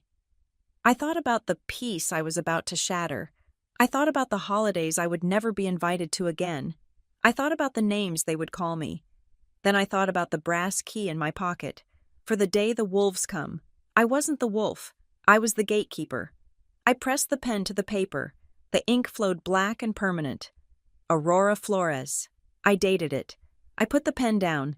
It sounded loud in the quiet office. Rowan picked up the document. He blew on the ink gently to dry it. "It is done," he said. "You are now the legal owner of Whitaker Harbor House." "I don't feel like an owner," I said, my voice barely a whisper. "I feel like an executioner." "Sometimes justice feels like that," Rowan said. He closed the folder. "Now, let's plan the execution." We spent the next 4 hours mapping out the strategy. It had to be precise. It had to be devastating. We need a temporary restraining order to halt the construction, Evelyn said, pacing the room. But if we file it today, Veronica gets wind of it before the dinner. She will cancel the event, spin the narrative, and play the victim before you can open your mouth. So we don't file it today, I said, a cold logic taking over my brain. We file it at 4 p.m. on Friday. The courts close at 5. By the time the clerk processes it, the weekend has started. Veronica won't get the notification until Monday morning, but the order will be active. Exactly, Rowan said, looking impressed. And the demand for accounting. We serve it personally, I said, at the dinner. That is aggressive, Evelyn noted. She is hosting a room full of investors, I said. She is selling them a vision of the future based on a property she doesn't own. If I interrupt that dinner, I am not just embarrassing her, I am saving those investors from fraud. It is my fiduciary duty as trustee. Rowan smiled. Spoken like a true forensic accountant. What about the presentation? I asked. Veronica is going to have a slideshow. She loves slideshows, big screens, music, emotional manipulation. We can use that, I said. I thought about the USB drive. I thought about the video of Grandma telling the history of the house. I thought about the hidden camera footage of the theft. I need a technical favor, I said. Do we have access to the AV company Veronica hired for the event? I might know the owner, Rowan said. He was a friend of Eleanor's. He installed the sound system in the church. Good, I said, because I have some media files that need to be added to the playlist. If Veronica wants to talk about legacy, I think we should let the founder speak for herself. We worked through lunch, we drafted the legal notices, we organized the exhibits. Every withdrawal, every lie, every video clip was cataloged and ready to be deployed. By the time I left the office, the sun had broken through the clouds. I felt lightheaded, but the crushing weight of indecision was gone. I was no longer the granddaughter waiting for scraps. I was the storm on the horizon. I drove past a party supply store on my way home. I saw people buying balloons and streamers. I thought about Veronica ordering flowers for her showcase, picking out the menu, practicing her speech about reimagining the future. She had no idea. She was building a stage for her triumph. She didn't realize she had actually built a courtroom, and the judge was coming to dinner. The transformation of Whitaker Harbor House was complete, and to my eyes, it was grotesque. Veronica had achieved her vision of coastal zen. The warmth of the old oak wainscoting was gone. Hidden behind sheets of drywall painted a blinding, sterile white, the antique maritime oil paintings, which had hung in the hallway since the 1930s, had been replaced by abstract canvas prints that looked like blue smudges. The smell of the house, that deep, comforting scent of old wood, beeswax, and salt air, had been scrubbed away, overpowered by the chemical tang of fresh latex paint and the expensive floral perfume of the catering staff. It was 7 p.m, the sun had set, and the investor showcase was in full swing. I stood at the edge of the crushed shell driveway, watching the cars arrive. They were sleek black sedans and luxury SUVs, disgorging men in tailored suits and women in cocktail dresses who looked like they had never touched a piece of driftwood in their lives. "Are you ready?" Rowan asked. He stood to my right, looking like a granite cliff in his dark suit. "No," I said honestly. My hands were sweating. "But let's go." Evelyn Keller, on my left, adjusted her glasses. "Remember, Aurora, you are not crashing a party. You are inspecting your property." We walked up the steps. The front door was propped open by a young man in a caterer's uniform holding a tray of champagne flutes. He smiled at us. Assuming we were guests, I took a glass, not to drink, but to have something to hold so my hands would stop shaking. The main parlor had been gutted. The wall separating it from the dining room had been knocked down in a legal modification. Arthur Penhaligon would have noted creating a cavernous ballroom space. High-tech LED lights had been rigged to the ceiling, casting a cool blue wash over the room. In the center, a massive projection screen had been set up, currently displaying a looping drone shot of the coastline with the logo Harborlight Hotel, reimagining coastal luxury floating over the water. The room was crowded. I recognized the mayor of Seacliff Harbor, holding court near the Raw Bar. I saw the head of the zoning board laughing at a joke made by my father, and in the center of it all, holding a glass of scotch, was Ethan Price. He was younger than I expected, maybe 40, with the sharp, hungry look of a man who turned heritage into capital for a living. Veronica was circulating the room like a shark in white silk. She looked radiant, triumphant. Chase was right behind her, live streaming the event on his phone, narrating to his followers about the epic launch. I kept my head down. Moving through the periphery of the crowd, I caught the eye of Marta, the housekeeper who had worked for Grandma for 20 years. She was wearing a server's uniform now, holding a tray of crab cakes. Her eyes widened when she saw me. Then she gave me a tiny, imperceptible nod and shifted her body to block my mother's line of sight. I slipped toward the back of the room, where a temporary AV booth had been set up behind a velvet rope. A young man with messy hair and a headset was tapping away at a laptop. I recognized him immediately. Leo. He used to deliver groceries to the house in high school. Grandma would always tip him with cookies and force him to listen to stories about the rum runners who used to hide in the sea caves. I stepped over the rope. "Hey," I whispered. Leo jumped, pulling off one side of his headset. "Aurora, whoa. I didn't think you were invited. Veronica said you were, taking space." "I am taking space," I said. "I am taking the whole room." "Leo," I reached into my pocket and pulled out the silver USB drive. "Do you remember the story Grandma told you about the storm of '78? I asked softly, how she held the roof down with ropes. Leo smiled, a genuine, nostalgic smile. "Yeah, she was a badass. She needs you to do one more thing for her," I said, pressing the drive into his hand. "There is a file on here named Presentation Override. When I nod at you, I need you to play it. It will take over the main screen and the sound system." Leo looked at the drive, then at Veronica, who was laughing loudly in the center of the room. He looked back at me. "Is she going to fire me?" "She can't fire you," I said, "because she isn't the one paying the bill anymore. Do not stop it. Leo, no matter what she screams, do not stop it." Leo closed his fist around the drive. "For Eleanor," he whispered. I stepped back out of the booth, just as the lights dimmed. A spotlight hit the center of the room. The chatter died down. Veronica stepped into the light. She held a microphone with the casual confidence of a TED Talk speaker. "Welcome, everyone," she said, her voice amplified and crisp. "And thank you for coming to witness the rebirth of this beautiful location." Polite applause rippled through the room. My parents beamed from the front row.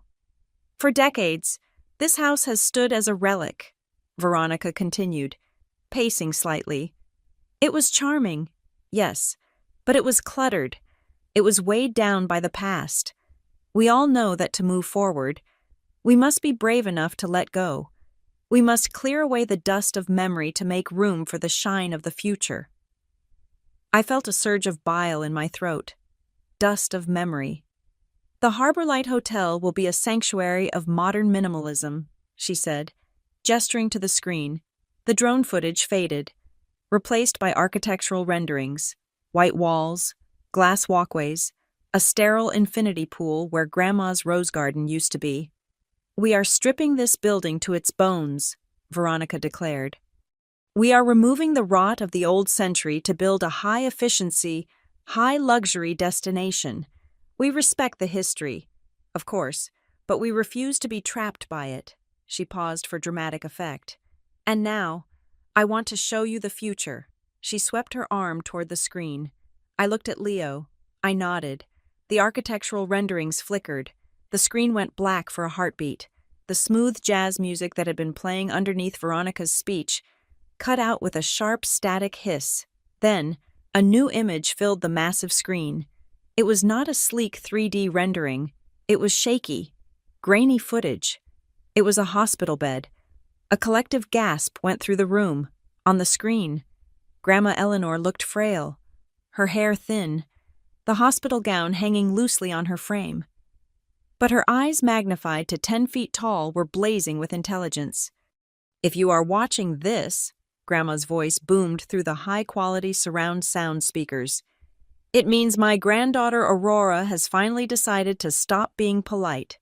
The room went dead silent. You could hear the ice melting in the glasses. Veronica froze. She looked at the screen, then at the AV booth. "What is this Leo wrong file?" Grandma continued, her voice overriding Veronica's squeak.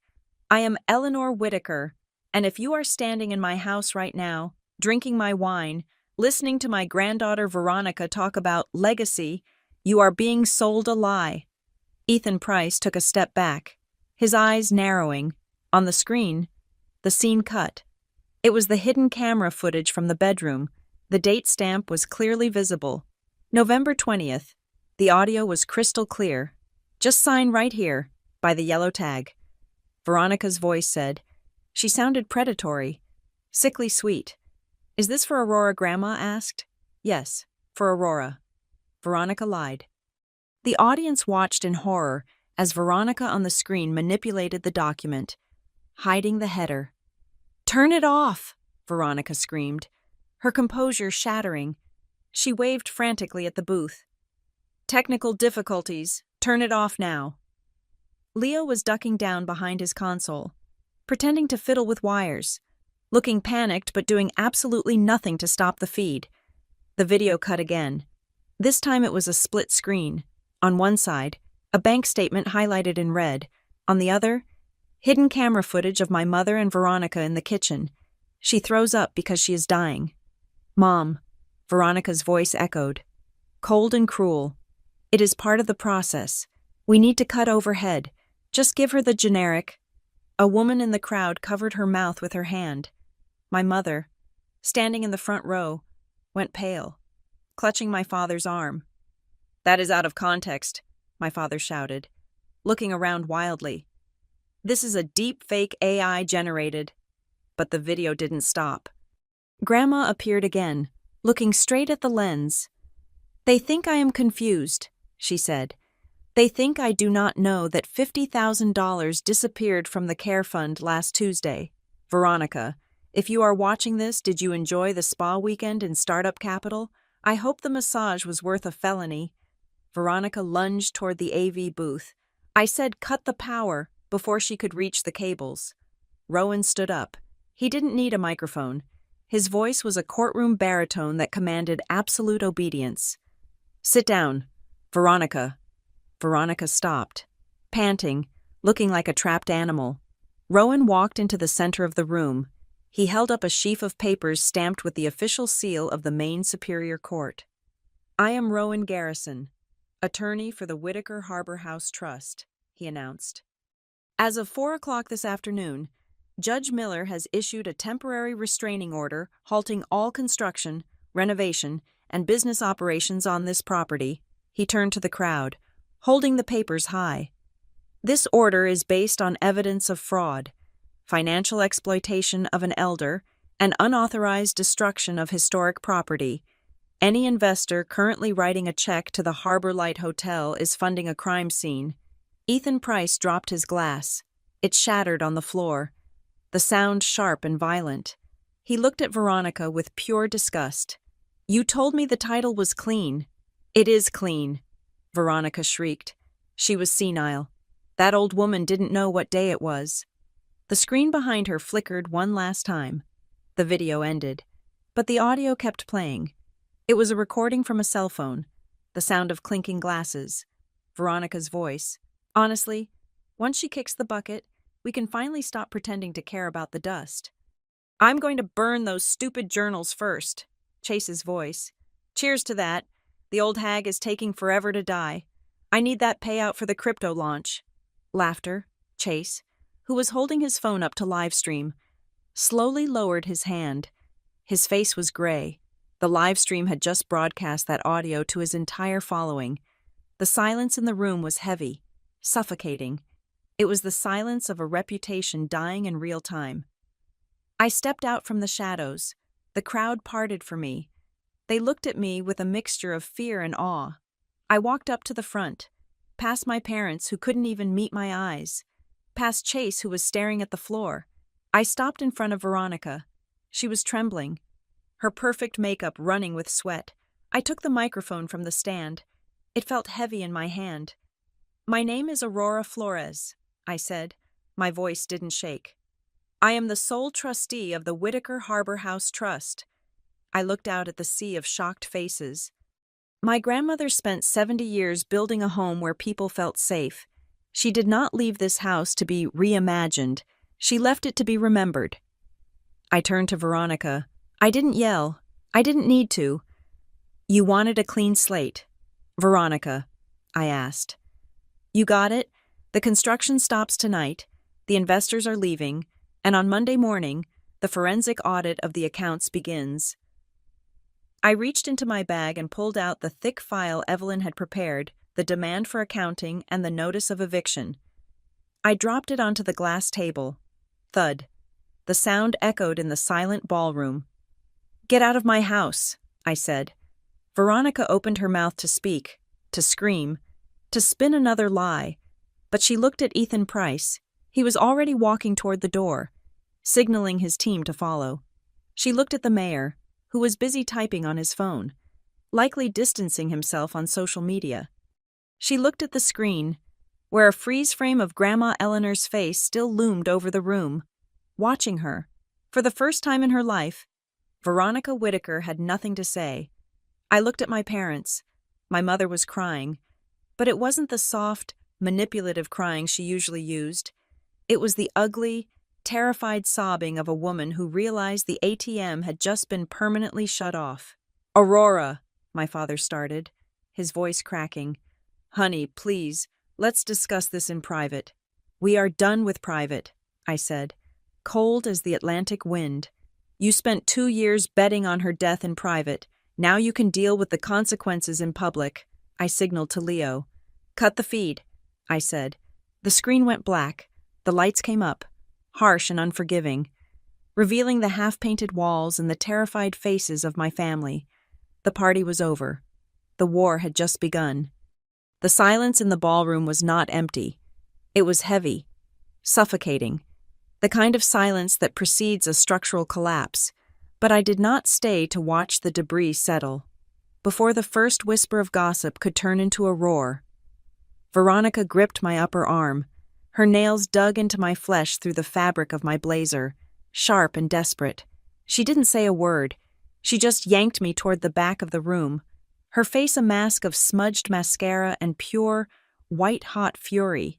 She dragged me into what used to be Grandma's study, now the executive suite with its ridiculous glass kidney-shaped table. My parents scrambled in behind us, and my father slammed the door shut, leaning his back against it as if to physically bar the truth from escaping back into the party. Chase slid in last, looking like a ghost, clutching his phone as if it were a life preserver. "You bitch," Veronica hissed, releasing my arm and spinning around. Her voice was trembling, stripped of its usual polished cadence. "You spiteful, jealous little bitch. Do you have any idea what you just did? You just nuked this family in front of the entire eastern seaboard." "I didn't do anything," I said, my voice eerily calm. I walked over to the glass table and set down the heavy file folder I had been carrying. "I just played the tapes. Veronica, you provided the content. You humiliated us," my mother wailed, collapsing onto a sleek white leather chair. She looked at me with a look of utter betrayal, the same look she used to give me when I refused to lend Chase money. "How could you? Aurora. After everything we have done for you, we are your blood." "Blood doesn't pay the bills, Mom," I said. "And it certainly didn't pay for Grandma's medication." "That was a misunderstanding," my father shouted, his face turning a dangerous shade of red. "We were managing cash flow. You don't understand business. Aurora, you are just a bean counter. You don't understand how liquidity works." "Actually," I said, opening the folder, "I understand it perfectly. That is literally my job." I pulled out the first spreadsheet. It was color-coded. Let's talk about liquidity, I said. I didn't look at their faces. I looked at the data. It was cleaner. On June 12th, $4,200 was transferred from the Whitaker Care Fund to a Visa card, ending in 4599. The memo said, medical equipment, nebulizer. However, the merchant code corresponds to the Neiman Marcus at the Copley Place Mall. I looked up at Veronica. Grandma didn't need a nebulizer. Veronica, did she need the limited edition handbag you posted on Instagram that same weekend, caption treat yourself? Veronica's mouth opened, but no sound came out. August 4th, I continued, flipping the page. A withdrawal of $1,800 for business travel, hospice consultant. Strange, because the credit card statement shows a charge for the Whispering Pines Spa in Vermont for 2 nights. Double occupancy. I turned to my mother. Mom, you told me you were too distraught to visit Grandma that weekend. You said you couldn't bear to see her fade. Was the seaweed wrap soothing? Did it help with the grief? Stop it, Mom whispered, burying her face in her hands. I am not done, I said. My voice was hard. A flatline. November, the roof repairs. $50,000 withdrawn. No contractor was ever hired. No materials were purchased. But 3 days later, a wire transfer of exactly $50,000 went to a personal account held by Chase Whitaker. Chase flinched as if I had slapped him. That was a loan for the crypto launch. I was going to pay it back with interest. It wasn't a loan, Chase, I said. Grandma didn't sign off on it. You stole it. And because the account was designated for medical care, that is wire fraud. The room went deadly silent. Evelyn Keller, who had slipped into the room quietly behind us, stepped forward. She looked like a shark smelling blood in the water. Let me clarify the legal standing here, Evelyn said, her voice crisp and professional. What Aurora has documented is not just bad business, it is a pattern of financial exploitation of a vulnerable adult. In the state of Maine, that is a Class B crime.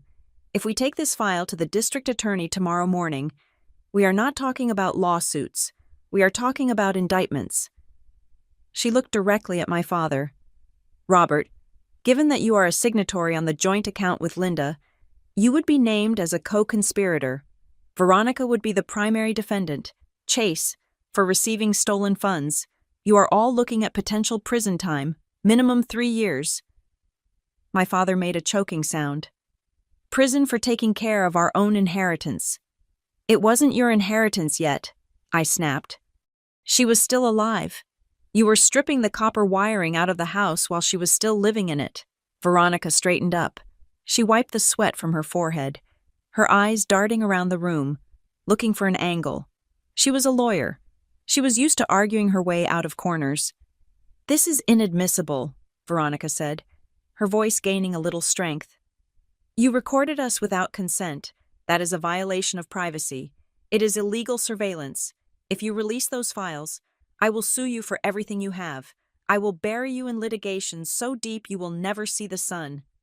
I was waiting for that, Evelyn said, smiling thinly.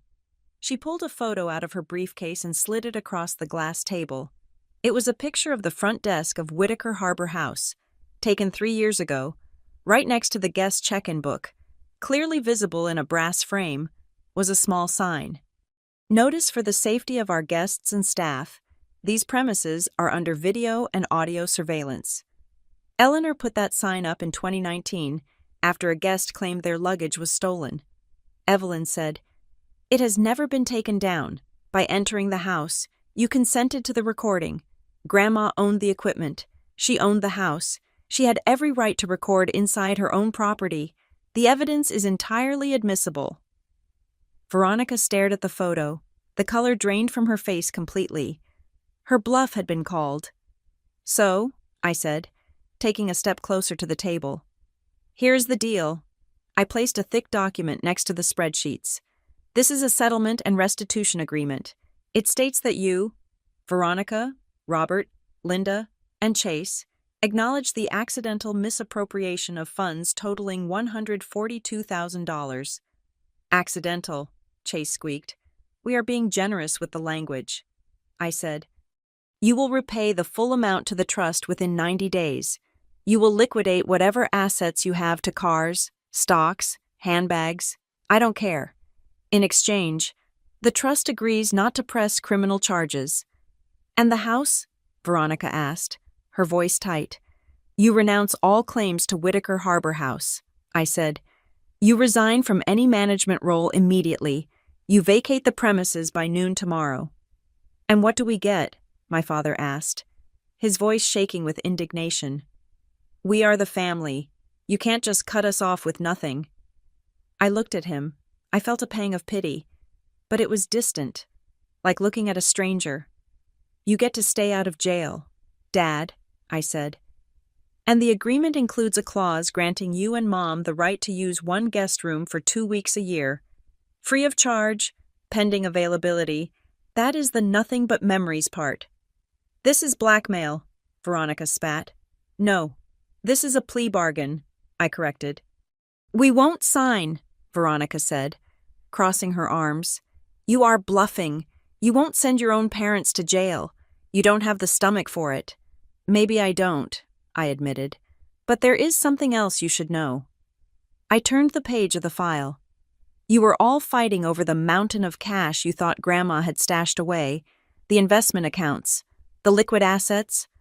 Their eyes lit up. Just for a second. Greed is a reflex. It kicks in even when you are cornered. There is no money, I said. What? Chase asked. 2 years ago, when she set up the trust, Eleanor also liquidated 80% of her personal portfolio, I explained. She transferred it into an irrevocable charitable foundation, the Eleanor Whitaker Scholarship for Memory Care Nursing. I watched the realization hit them. I am the supervisor of that fund, I said. The money is gone. Veronica, it is paying for nursing degrees for kids who actually care about sick people. The only cash left is what you stole, and you are going to pay that back. Chase slumped against the wall, sliding down until he hit the floor. My crypto wallet is leveraged, he moaned. If I have to pay back $50,000, I'm bankrupt. I'm literally zeroed out. Then I suggest you start selling your camera gear. Chase, I said coldly. I won't sign, Veronica repeated, though her voice was wavering. I can fight the trust. I can prove undue influence. The door to the office opened. We all turned. Standing in the doorway was Ethan Price. He looked immaculate, except for a small stain of red wine on his cuff. He looked at the scene Chase on the floor, Mom sobbing, Veronica cornered with a look of absolute distaste.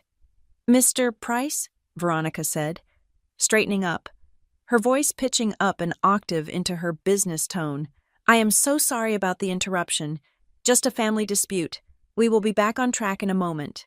Ethan Price didn't look at her. He looked at me. Miss Flores, he said, your lawyer, Mr. Garrison, just showed me the temporary restraining order. Yes, I said. Ethan turned to Veronica. His eyes were cold, dead sharks. You solicited an investment of $2 million from my firm based on a property title you knew was compromised, Ethan said. His voice was quiet, which made it terrifying. That is fraud. Veronica, piercing the corporate veil fraud. Ethan, please, I can explain. If you do not sign that paper, Ethan said, pointing to the agreement on the table, and resolve this ownership dispute tonight, I will not just pull my funding, I will file a civil suit against you personally for misrepresentation, and I will make sure every developer from Boston to Bar Harbor knows that the name Whitaker is toxic. He paused, adjusting his cufflinks. I don't like losing money, Veronica, but I really hate being associated with elder abuse. It is bad for the brand. He looked at me, gave a curt nod, and walked out. The silence that followed was broken only by my mother's jagged breathing. Chase crawled over to the table on his hands and knees. He grabbed the pen. I'm signing, he sobbed. I can't go to jail. I'm too pretty for jail. He scribbled his name, tears dripping onto the paper. My father looked at my mother. She nodded, defeated. They walked over and signed, their hands shaking. Dad wouldn't look at me. Mom looked at me with eyes that were empty, as if she didn't know who I was anymore. "You win," Dad whispered. "I hope you are happy." I wasn't happy. I felt hollowed out, but I pushed the paper toward Veronica. "Your turn," I said. Veronica stood there for a long minute. She looked at the office she had designed. She looked at the glass table. She looked at the future she had built on a foundation of lies, and she watched it crumble into dust. She snatched the pen from the table. She signed her name with a violent, slashing motion that nearly tore the paper. Veronica Whittaker. She threw the pen at me. It bounced off my chest and clattered onto the floor. "There," she screamed. "Take it. Take the rotting house. Take the debts. Take the memories." She grabbed her purse. She walked to the door, then stopped and turned back. Her face was twisted into a mask of pure hatred. "You think you are the hero," she spat. "You are going to wake up in this big, empty house, all alone, and you are going to realize that you have no one. You cut out your own family for a ghost. You will regret this for the rest of your life. Aurora." I looked at her. I looked at the sister I used to worship when I was 5. I looked at the woman who had sold our grandmother's comfort for a handbag.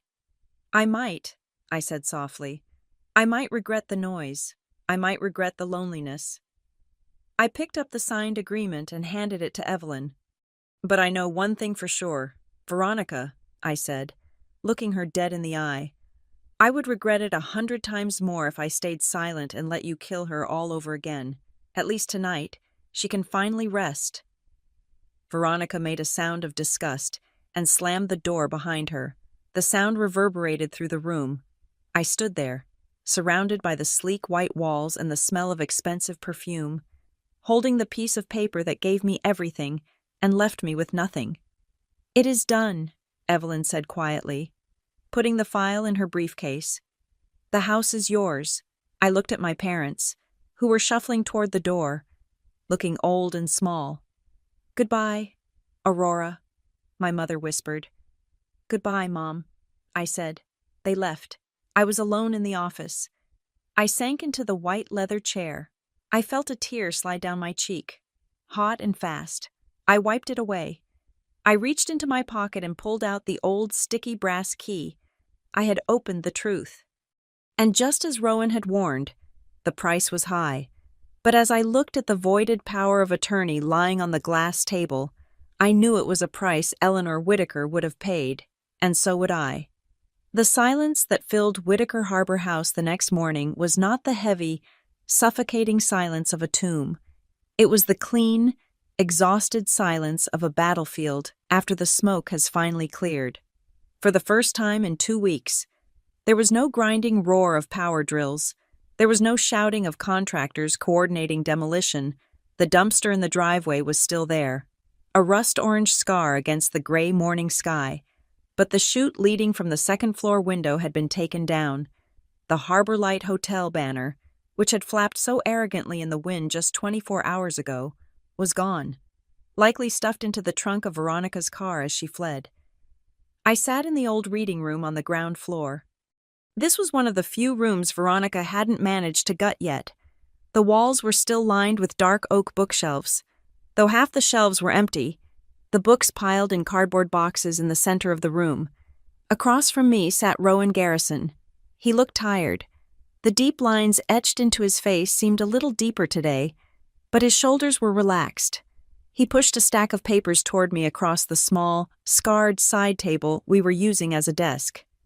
"These are the final transfer documents," Rowan said, his voice grave but gentle.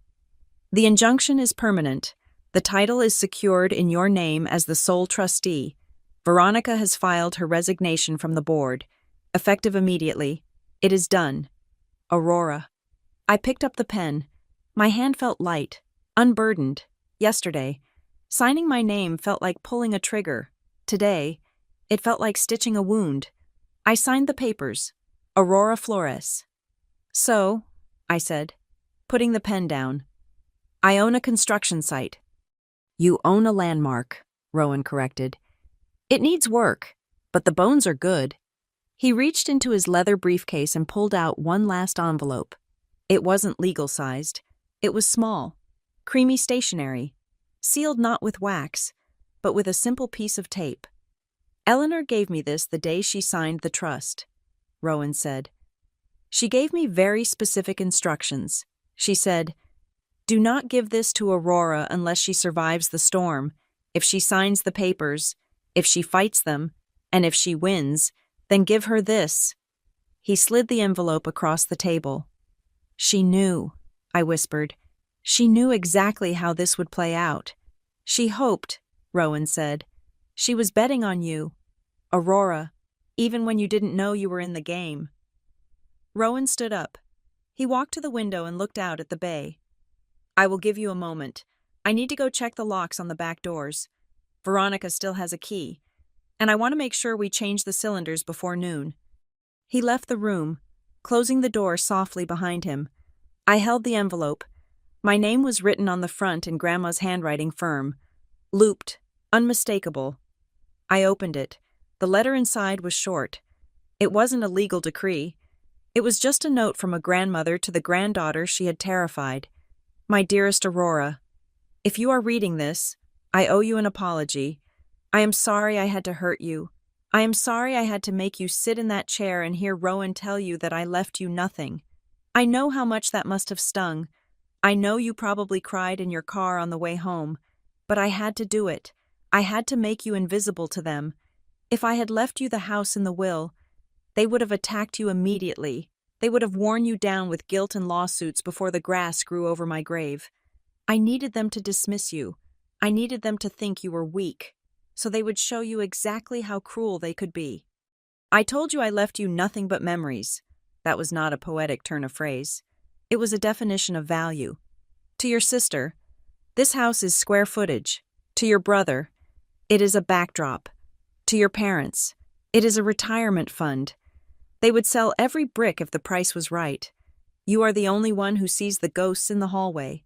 You are the only one who remembers why the third step creaks. I left the story to you because you are the only one who would never sell it. But listen to me. Aurora, this is important. You have won the war. Do not become a soldier forever. Do not let this house become a monument to your anger. Do not live here just to spite them. Use this place to lift people up. Fill the rooms with laughter again. If you only use this house to keep them out, you will end up just as cold and empty as the hotel Veronica wanted to build. The memories were a weapon. Now, let them be a foundation. Love, Grandma." I lowered the letter. The tears that came were not the hot, angry tears of the last 2 weeks. They were warm. They felt like release. The memories were a weapon. Now, let them be a foundation. I folded the letter carefully and put it in my pocket, right next to the brass key. I stood up and walked out of the reading room. I moved through the silent house. I walked down the hallway where the white primer was still streaky on the walls. I ran my hand along the wood. It felt rough, unfinished. "We have a lot of work to do," I said aloud to the empty air. I walked into the main hall. Leaning against the wall, covered in dust sheets, were the paintings. Rowan must have brought them up from the basement storage where Veronica had banished them. I pulled the sheet off the first one. It was the oil painting of the schooner, the Mary Ellen, fighting a gale. It had hung over the fireplace for 40 years. I picked it up. It was heavy. I carried it to the fireplace, stepping over a pile of discarded painter's tape. I couldn't hang it yet, the hooks were gone, but I leaned it against the hearth, right where it belonged. The house seemed to exhale. I went to the back office, Veronica's former command center. I sat at the glass table, which felt cold and impersonal under my elbows. I pulled out my phone. I dialed a number I had saved days ago, during my research phase. "New England Heritage Hospitality. This is Sarah speaking," a voice answered. "Hi, Sarah," I said. "My name is Aurora Flores. I am the owner of Whitaker Harbor House in Seacliff Harbor." "Oh, yes," Sarah said, recognizing the name. "I saw the news about the development plans. Is the hotel opening still on schedule?" "No," I said firmly. "There is no hotel. There never will be.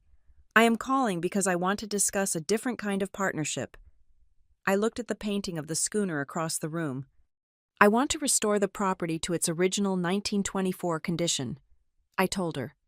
I want to run it as a heritage inn. No glass atriums, no infinity pools. I want a place where people come to disconnect. A place where they can sit in a library and read a physical book. A place where the floors creak and the history is part of the amenity. There was a pause on the line. That sounds wonderful, Sarah said, her voice warming up. That is exactly the kind of portfolio we specialize in. Restorative hospitality. Good, I said. When can you send a team? I have a lot of white paint I need to scrape off. We talked for 20 minutes. I arranged for a consultation. I wasn't going to try to run this place alone. I was an accountant, not an innkeeper. I would hire professionals. But professionals who respected the soul of the building, not just the profit margin. When I hung up, I felt a surge of energy I hadn't felt in years. I wasn't just fixing a house. I was fixing a mistake. I stood up and walked over to the sleek, modern wall safe that Veronica had installed behind the desk. It was unlocked. She had emptied it of cash before she left. Not that there was much to take. I had my own deposit to make. I took the rusted biscuit tin out of my bag. I placed it inside the safe. Next to it, I placed the silver USB drive containing the videos, the audio recordings, and the forensic audit. I looked at them one last time. Those files had destroyed my family. They had exposed my mother's greed and my sister's cruelty. They were radioactive. Part of me wanted to burn them, to throw the drive into the ocean and wash my hands of the ugliness. But Grandma had taught me better. Opens the silence. I wasn't going to burn them. I was going to keep them. Not to watch them, not to laugh at my family's downfall, but to remember. I needed to remember that the people who smile at you at Christmas dinner can be the same people who steal from you when you are dying. I needed to remember that trust is something you verify, not something you give blindly. I closed the heavy steel door of the safe. I spun the dial, locking the ghosts away. They were weapons that had been fired. Now, they were just history. I walked out of the office and out the back door. The air was crisp and smelled of low tide and pine needles. I walked down the wooden path to the small viewing deck that overlooked the rocky cove. The ocean was calm today, the water a deep, slate blue. I leaned against the railing. I took a deep breath, filling my lungs with the cold air. I was alone. My parents weren't calling me. Veronica wasn't texting me commands. Chase wasn't asking for a loan. The silence was absolute, and it was peaceful. I took my phone out of my pocket. I didn't open the spreadsheet app. I didn't check my email. I opened the video gallery. I scrolled past the evidence, past the hidden camera footage, past the bank statements. I found a video from 3 years ago. It was just a clip I had taken on a whim. Grandma was sitting on this very deck, wrapped in a blanket, drinking tea. I pressed play. On the small screen, the wind blew wisps of white hair across her face. She looked at the camera and laughed a full, throaty laugh that made her eyes crinkle. "Stop filming me," Aurora Digital Grandma said. "I look like a sea witch." "You look beautiful," my voice from the past said from behind the camera. "Well," Grandma said, turning to look at the ocean, "the view is beautiful, the house is beautiful. As long as it stands, we are doing okay." I listened to her laugh one more time. It mixed with the sound of the real waves crashing below me. It didn't sound like a goodbye anymore. It sounded like permission. I turned off the phone. I put it in my pocket. I turned my back to the ocean and looked up at the house. Whitaker Harbor House rose up against the sky, battered, scarred, with mismatched paint and empty rooms, but it was standing, it was solid, and it was mine. I wasn't the granddaughter who was left behind anymore. I wasn't the forensic accountant looking for missing numbers. I walked up the path, my boots crunching on the gravel. I climbed the steps to the porch. I put my hand on the front door handle. I was the keeper, and I had a lot of work to do. I opened the door and stepped inside, ready to build a future on the foundation of the past. Thank you so much for listening to this story. I would love to know where you are tuning in from today. Please leave a comment below with your city or country, so we can see how far this story has traveled. If you enjoyed seeing justice served, Please make sure to subscribe to the Maya Revenge Stories channel. Hit the like button on this video and give it a hype to help more people hear Aurora's journey. Your support means the world to us.